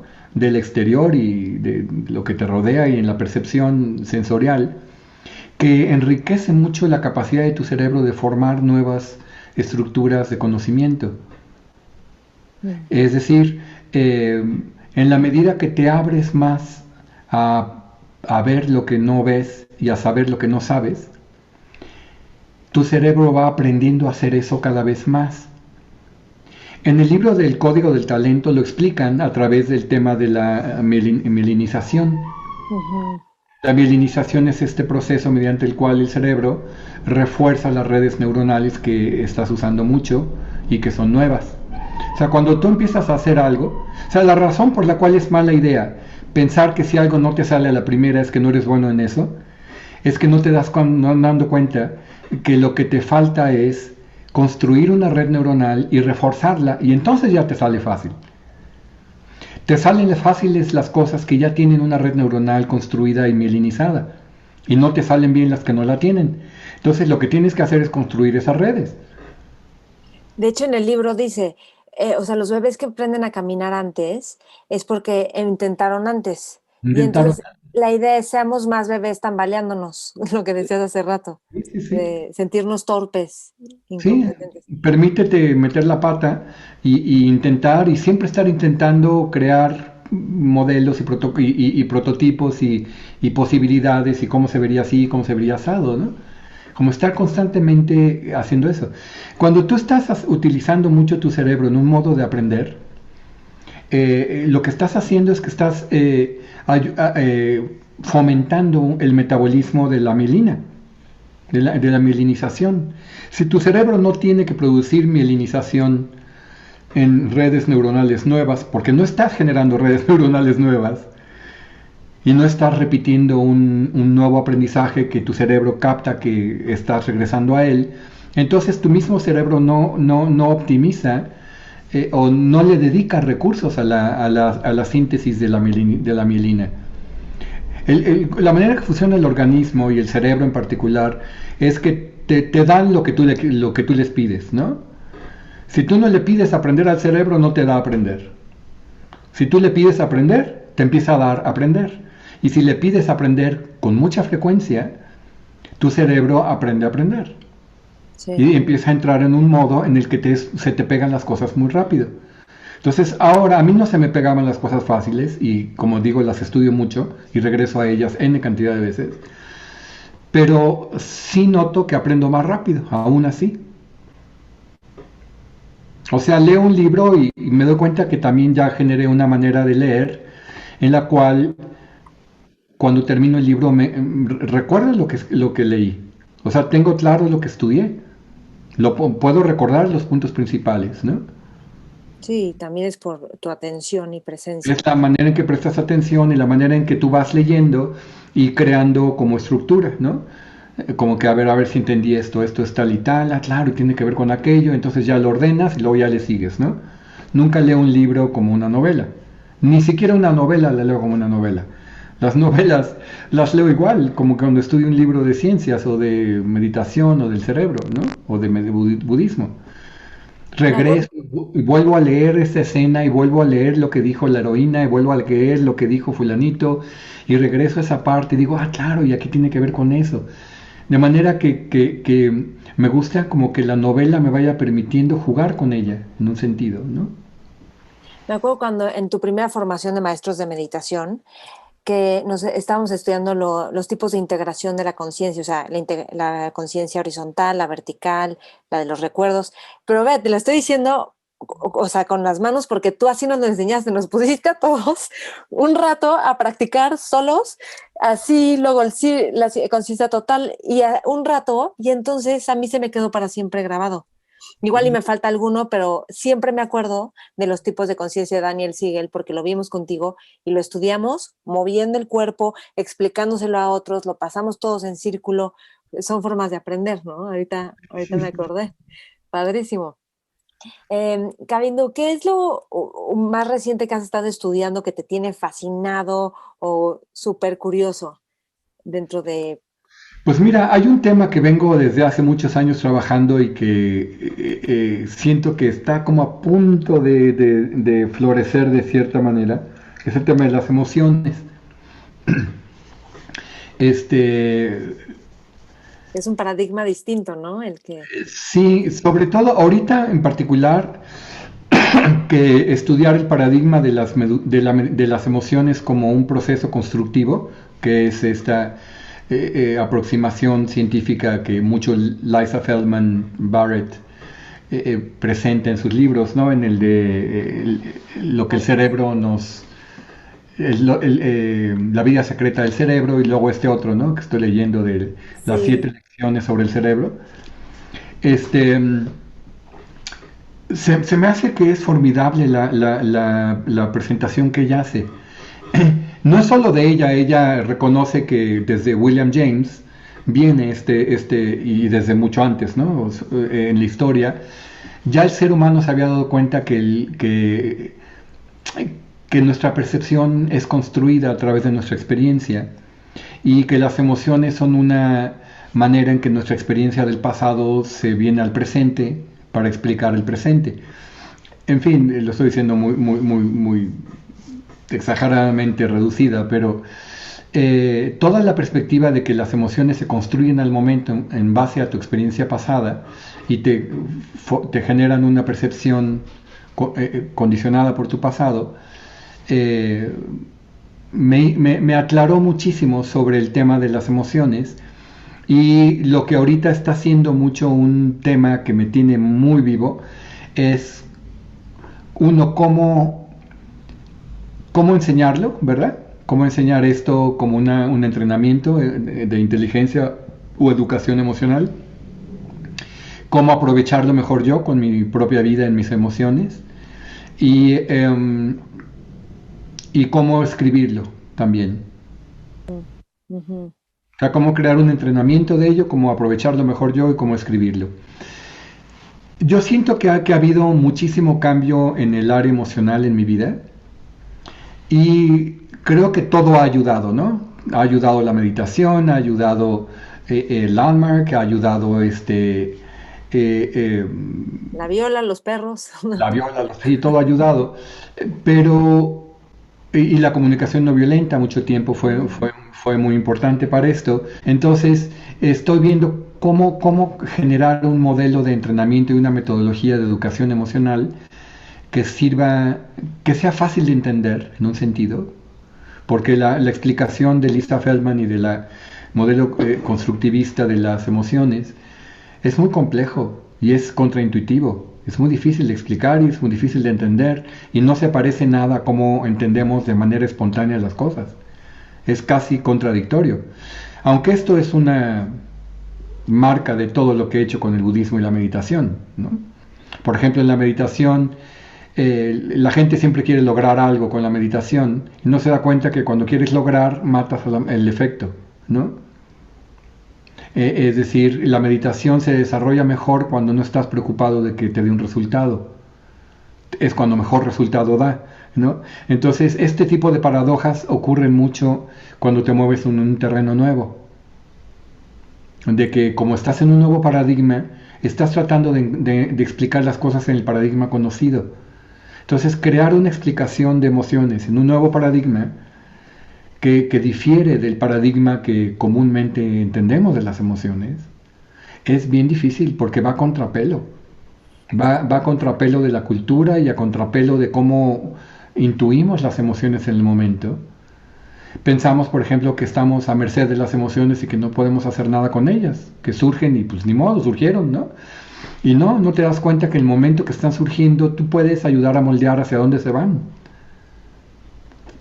Y eso es algo maravilloso que he aprendido más recientemente, ¿verdad? De que uno puede encontrar, aunque ya lo conocía del budismo, ahorita le estoy viendo su base científica y esto me está ayudando a tener una mejor formulación de una metodología. Entonces, este es un tema que ahorita me apasiona. ok.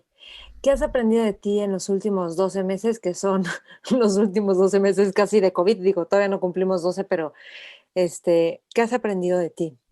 ¿O qué descubriste? Bueno, con la pandemia y el encierro he descubierto que, bueno, por un lado que me sorprendió que pudiera continuar con mis actividades en línea. No sabía que se podría. No me gustaba hacer cosas en línea y cuando una alumna en marzo me dijo, oye, tal parece que todo esto que vamos a tener que cerrar como en Europa, ¿no? Porque en Europa empezó primero los cierres, ¿no? En Italia, en España, ¿no? Y entonces es más probable que lo tengamos que hacer aquí pronto. Entonces todavía no se declaraba aquí los semáforos ni nada. Cuando yo dije ya, hago el cambio en línea ahorita. Lo hice antes de que nos dijeran que había que cerrar, ¿no? Las escuelas. Sí. ¿Te Y acuerdas pues que yo siempre te decía, es que sí, online, y tú me decías, no, no me late, es que ¿no? me gusta la presencia. Creo que Ujú. presencial hay algo que en línea no alcanza a cubrir. Estoy Pero de creo que en acuerdo. línea tiene otras cosas, ¿eh? Entonces, bueno, una cosa que he aprendido de mí es que puedo adaptarme aún en un formato en el cual no confiaba tanto, ¿verdad? Puedo adaptarme y puedo, pues, en un sentido, sacar lo mejor de este formato y puedo verle sus lados positivos y crecer en esa dirección, ¿no? Y eso, ¿no? Otra cosa que aprendí de mí que me sorprendió mucho también, no, no sí me sorprendió la verdad, es que en línea he hecho un montón de cursos este año y la mayor parte lo he donado de todo el ingreso que eso genera. Y me di cuenta que lo hago de una manera como muy suelta, ¿no? Como que me llamó la atención casi cómo puedo producir algo que genera ingreso, por ejemplo, ¿no? Con los talleres en línea y no pensar que me lo tengo que quedar. O Wow. sea, un nivel de generosidad que no conocía en mí, pues, No, ¿no? y además precios súper accesibles, precio por hogar, o sea, Sí, sí, sí. además de eso. Sí. Entonces, descubrí pues un nivel de generosidad que no conocía, que no me había visto a mí articular tanto, ¿no? Entonces eso, y sin embargo, también un poco lo que me sorprende es que qué fácil es, ¿no? Ah, Qué fácil es ser generoso, ¿no? Es muy qué bonito, gratificante es ser qué generoso. gratificante. Otra cosa es que aprendí de mí, he aprendido de mí en esta pandemia, que como que me ha quedado más claro cuál es el papel que juega para mí estar con gente en vivo, ¿no? Porque me encanta estar solo. Desde niño soy un niño solitario y tiendo más a la introspección y a la introversión. Eh, lo cual la música me ayuda mucho, ¿no? Porque es un momento contigo y ahí haces esto de la introspección y la introversión. Eh, pero me doy cuenta que como que he descubierto que hay una dimensión cuando uno está con la gente en vivo que es bien sutil y que es bien mágica y que no te lo da una imagen y no te lo da una pantalla. O sea, creo que he aprendido a valorar muchísimo más la presencia de un ser humano vivo y lo frágil que es esa presencia, lo compleja que es, la cantidad de factores que entran en juego en la interacción humana viva. Yo creo que esto es algo que probablemente a mucha gente en el mundo, no sé si a todo el mundo, pero la pandemia y estar en línea y estar separados nos ha forzado a reconsiderar lo que significa estar con otros, ¿no? Totalmente. Y por ejemplo, para los próximos 12 meses, ¿qué planes tienes? A lo mejor no es del plan de voy a hacer esto, sino con qué estás trabajando en la mente o en dónde estás poniendo la atención para cultivar qué. Pues mira, aparte de los talleres y la formación, que son, ocupan muchas horas de mi día, eh, sí quisiera escribir ahora sí el libro de emociones, que desde hace años mi editor me viene diciendo que dónde está, ¿no? Sí. Bueno, un par de veces se lo he comentado, me ha dicho sí, que está listo para publicarlo, pero todavía no lo tengo, ¿no? Ujú. Es padre tener un editorial que quiere publicarte y no tener un libro, es buenísimo. Casi todo el mundo es al revés, ¿no? Tiene un libro y no hay a dónde publicarlo. Claro. Tengo un editorial y no tengo un libro, ¿no? Este, Sí, pero déjenme hacer un paréntesis. Cabindo dice no tengo un libro, pero tiene millones de notas, apuntes. O sea, no, no no está tengo, armado a lo mejor, pero tienes un montón de material tengo ya un material escrito. para N cantidad de libros, sí, es verdad. Creo que puedo ver un libro de budismo para la vida. Me puedo imaginar un libro de budismo para la vida que resulte más o menos de los cursos de budismo para la vida, que llevo ya como 8 o 7 o 6 versiones de este curso.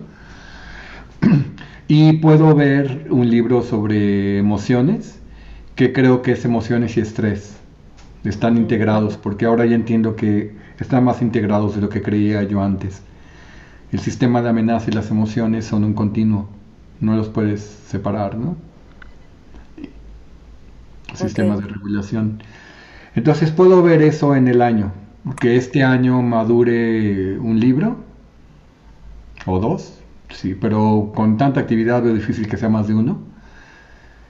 Eh, Me encantaría ver este año un grupo de gente en vivo meditando juntos y que todo el mundo se sienta cómodo y tranquilo y en un salón.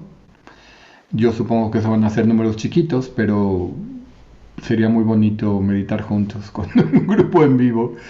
Eso me gustaría verlo este año. Y creo que vamos a tener que reinventarnos poco a poco cómo estar en grupos, porque todo este tema de salir de la pandemia con la vacuna va a ser a cuenta gotas. No se sí. sabe bien el efecto de la vacuna, no se sabe bien si sigue o no una transmisión, no se sabe N cantidad de cosas, ¿no? Entonces,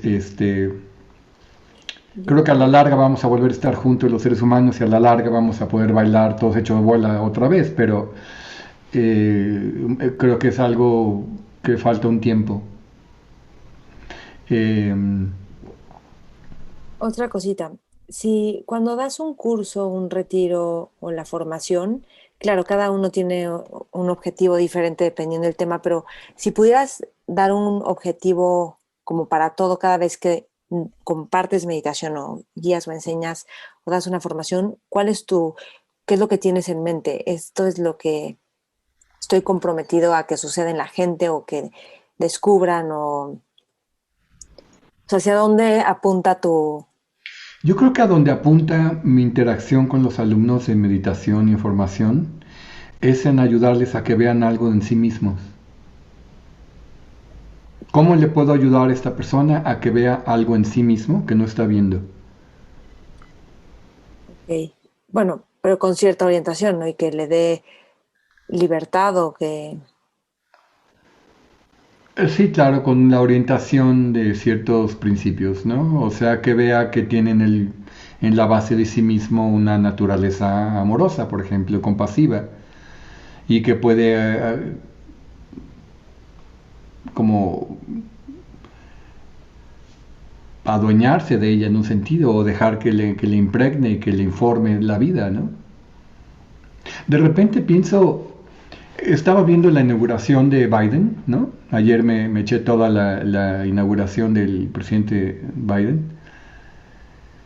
Yo estaba en lágrimas, la verdad, que me impresiona mucho, igual que fue con la de Obama, me impresiona mucho que el discurso de los, bueno, el discurso no sé si siempre de los demócratas, pero en este caso de la inauguración de Biden, cuánto está orientado a la compasión y al cuidado de la gente. O sea, eso se me hace impresionante. Y yo lo echaba de menos en el discurso político americano, ¿no? Creo que surgió un periodo de demasiado énfasis en el aislamiento y en el individuo.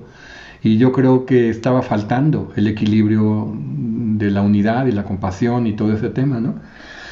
Pero entre los discursos de uno y las canciones del otro y los versos de esta chiquita Amanda Gorman, maravillosos, los versos de ella, eh, de repente dije, pero qué simple es. Es algo que los místicos nos han dicho toda la vida. Se trata de vivir desde el amor. ¿Por qué no nos damos cuenta que la vida es vivir desde el amor? ¿Por qué es tan difícil? ¿Por qué es tan difícil darse cuenta que amar al prójimo es lo mejor? Y en vez de eso estamos creando enemistades y bandos y guerras y enemigos y crítica y juicio y machacándonos. ¿Por qué? ¿Por qué es tan difícil ver que algo muy básico y muy simple, muy sencillo, que todos compartimos, porque viene con la vida, que es el amor, es la mejor manera de estar?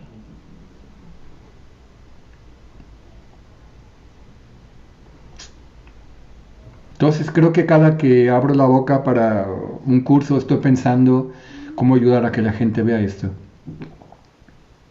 El verso de esta chiquita Amanda Gorman, o chiquita, tiene 22 años creo, ¿eh? Y es una mujer, pero se veía chiquita, ¿no? Termina diciendo que si tendremos el valor de ver la luz o el valor de ser la luz. Mm. That we may be brave enough to see the light and brave enough to be it. Ole. Y yo creo que esa es, me encantó, cuando yo estaba ya al borde de las lágrimas, yo estaba en las lágrimas allí en mi cafecito, ¿verdad? Cuando la escuché decir eso dije, wow, qué increíble el valor de ver la luz y el valor de serlo, de ser la luz.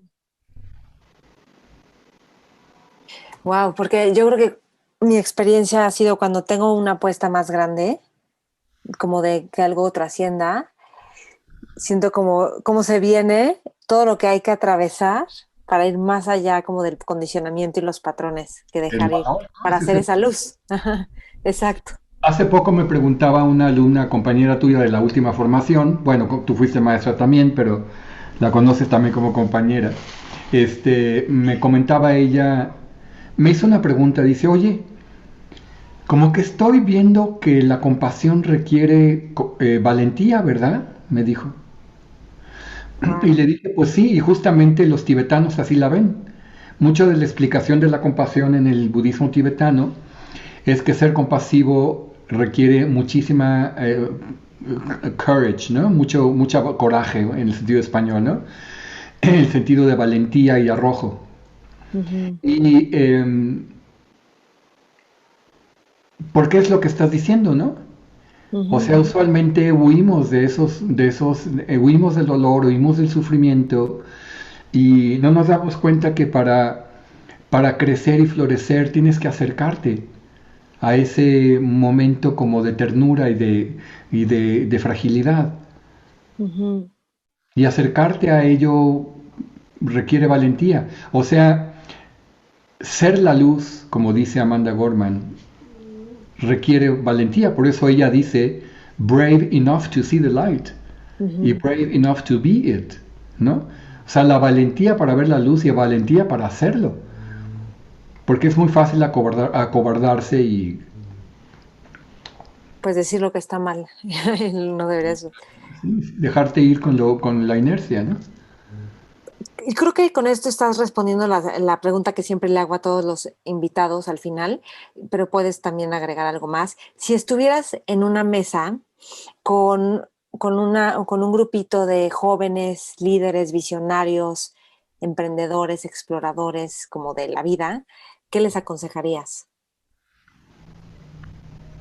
Híjole, mira, la manera en que yo funciono, Maite, si yo estuviera en una mesa así, yo no les aconsejaría Les nada. preguntarías. Les preguntaría qué me aconsejan a mí. Estaría tratando de absorber lo más posible lo que ellos son y lo que dicen, ¿no? Este, sí, no estoy seguro que les aconsejaría ¿Qué nada. les preguntarías? Este,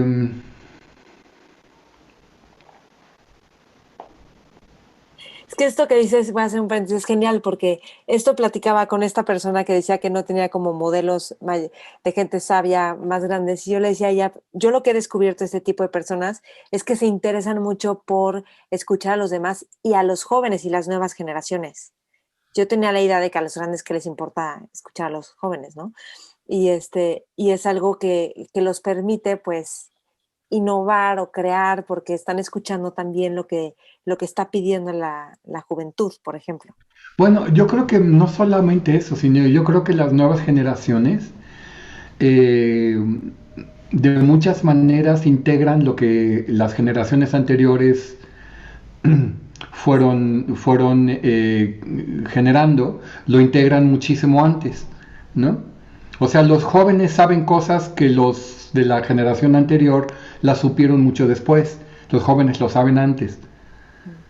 Entonces yo creo que cuando uno ve a los jóvenes, uno puede ver cómo, cómo el ser humano ha integrado lo que las generaciones anteriores, incluyendo la de uno, ¿verdad? Fue creando. Entonces, no, a mí me encanta escuchar a los jóvenes porque puedo ver cómo están integrando esto desde una mirada de alguien que todavía hay muchos años adelante de sí y que todavía va a construir un montón de nuevas perspectivas y, vaya, toda una vida de creación, ¿no? No, no, yo estoy muy atento de los jóvenes y eh, ¿Qué por, el- tipo de preguntas les por haces? ver cómo lo integran. ¿Mande? ¿Qué tipo de preguntas les haces para escuchar cómo están integrando?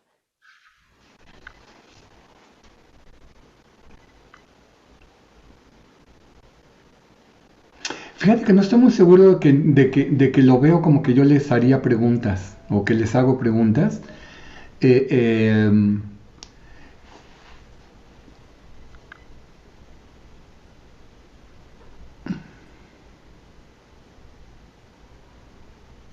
como que quiero escucharlos, quiero que hablen y que digan y verlos como ser ellos.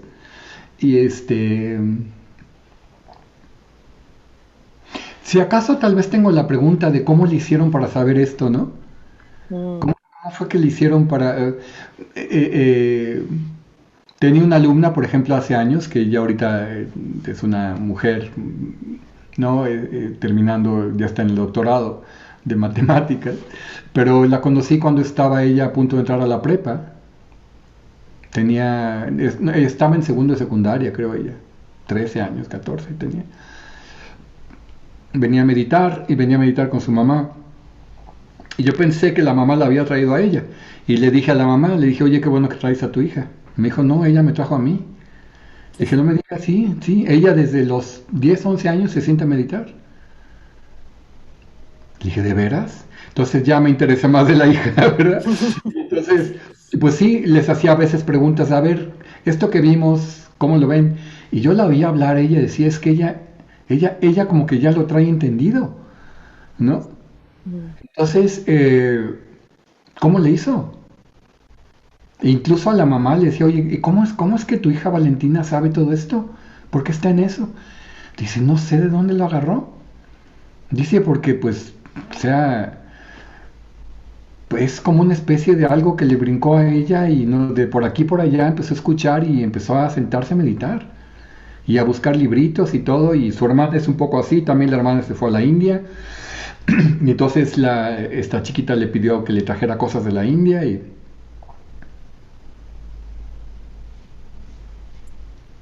creo que lo que estoy haciendo a veces cuando veo a los jóvenes es que quiero ver jóvenes que sean como fui yo. Ahorita lo noto, ahorita que lo digo. En el sentido de que sean inquietos en cuanto a la trascendencia humana. Que tengan ideales y valores y principios y que los quieran ver florecer.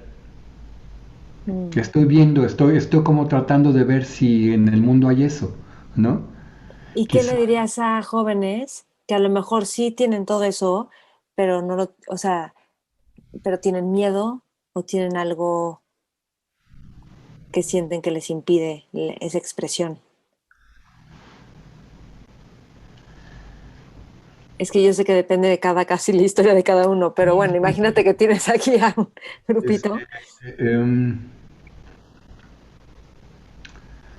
pues que es importante que sepan que tienen recursos internos que no han visto y que no han desarrollado eh, y que les van a ser muy naturales e increíblemente útiles en la vida y que vale la pena descubrirlos y cultivarlos.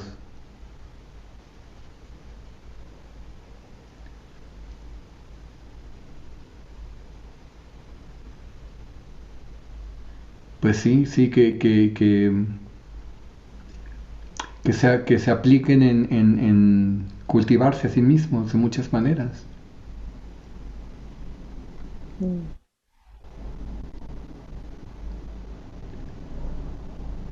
Pues sí. ok. ¿Algo más que quieras agregar, Cabindo? Gracias por estas 2 horas. Gracias a ti, Maite. Eh,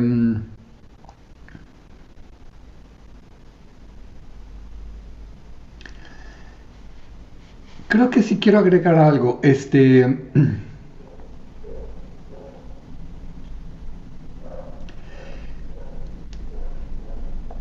Creo que es importante que sí tengamos una inspiración de otros. Eh, Creo que otras personas te ayudan a ver jóvenes o viejos o mayores que tú o menores que tú, pero otras personas te pueden ayudar a ver lo que tú no estás viendo de ti mismo. Eh, Apreciar la excelencia de otros te ayuda a apreciar la excelencia en ti y la excelencia como valor. Apreciar la compasión de otros te ayuda a apreciar la compasión como un valor y por ende como un buen recurso interno propio. Apreciar la disciplina en otros. O sea, ser apreciativo de las cualidades y virtudes de otros te pone en contacto con esas cualidades en ti. Entonces, creo que eso es muy importante, ayudar a que la gente y todas las generaciones, nuevas o viejas, ¿verdad? Eh, eh, se puedan inspirar los unos de los otros. A mí me encanta cuando veo, ahorita que está empezando la formación y que les pido que me manden una biografía de sí mismos, bueno, una autobiografía y también un poco su currículum, aparte lo enviaron, y veo las vidas que han tenido y veo las dificultades que han pasado y lo que han superado y cómo se han formado y lo que les motiva y les llama. Me parece increíblemente inspirador leer la vida de otros. Mm. A mí me encantan las biografías de gente, o sea, últimamente no he leído muchas, pero tengo aquí a la mano la de Einstein, por ejemplo, de a Walter Isaacson. Me encanta su biografía. Ah, esa no la he leído. Ok. Sí, y él mismo hizo la de Jobs, también la tengo. Ujú. También me encantó, me encanta la biografía de, bueno, la de Mandela, ya es un clásico, ¿no? Me encanta la biografía de, eh, eh, um, bueno, hay una serie de sketches biográficos de Stefan Zweig y de Roman Roland, tienen varios de Beethoven, de... em, me gustan las películas que son biográficas de la vida de alguien que ha sido como ejemplar, ¿no? Ujú. Como vidas ejemplares, que es un poquito tu programa de mentores, ¿no? Ujú. Vidas ejemplares. Me acuerdo que había, cuando yo era niño, la editorial Novaro sacaba cada mes un cuento de vidas ejemplares. Tendían un poquito más a los santos y los místicos, ¿no?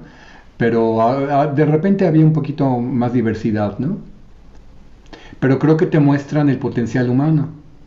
Mm, ujú. Entonces me parece que esto que estás haciendo con mentores y tratar de mostrar el desarrollo humano en perspectivas y en vidas, ¿no? De personas que tú mismo admiras y que te han nutrido tu vida, contribuye a eso. Entonces, eso quería decir. Gracias por hacerlo. Sí, gracias. Pues bueno, Cabindo, supongo que te podemos encontrar en yogaespacio.com y meditacionparalavida.org para tus cursos y clases, ¿no? Sí, y en Facebook, en Facebook, en Yoga Espacio también. Ok, Por ahí, si acaso pueden contactarme de alguna manera, sí. sí, genial. Pues mil gracias, Cabindo. Gracias a ti. Y si te gustó esta entrevista, te invito a que la compartas con otras personas que también pueda servirles. Estamos en las redes Mentores con Maite y no olvides taguearnos. A mí, Maite Valverde de Loyola, a Mentores con Maite y acá viendo uno porque no tiene Instagram. Qué bueno, no te lo recomiendo. Pero bueno, esto es para publicar cosas así, ¿verdad? Como estas, pero Claro, sí. ok. Bueno, pues gracias. Compártela con más personas. Deja tus comentarios. Me interesa saber qué es lo que más te sirve de esta entrevista y con qué te quedas.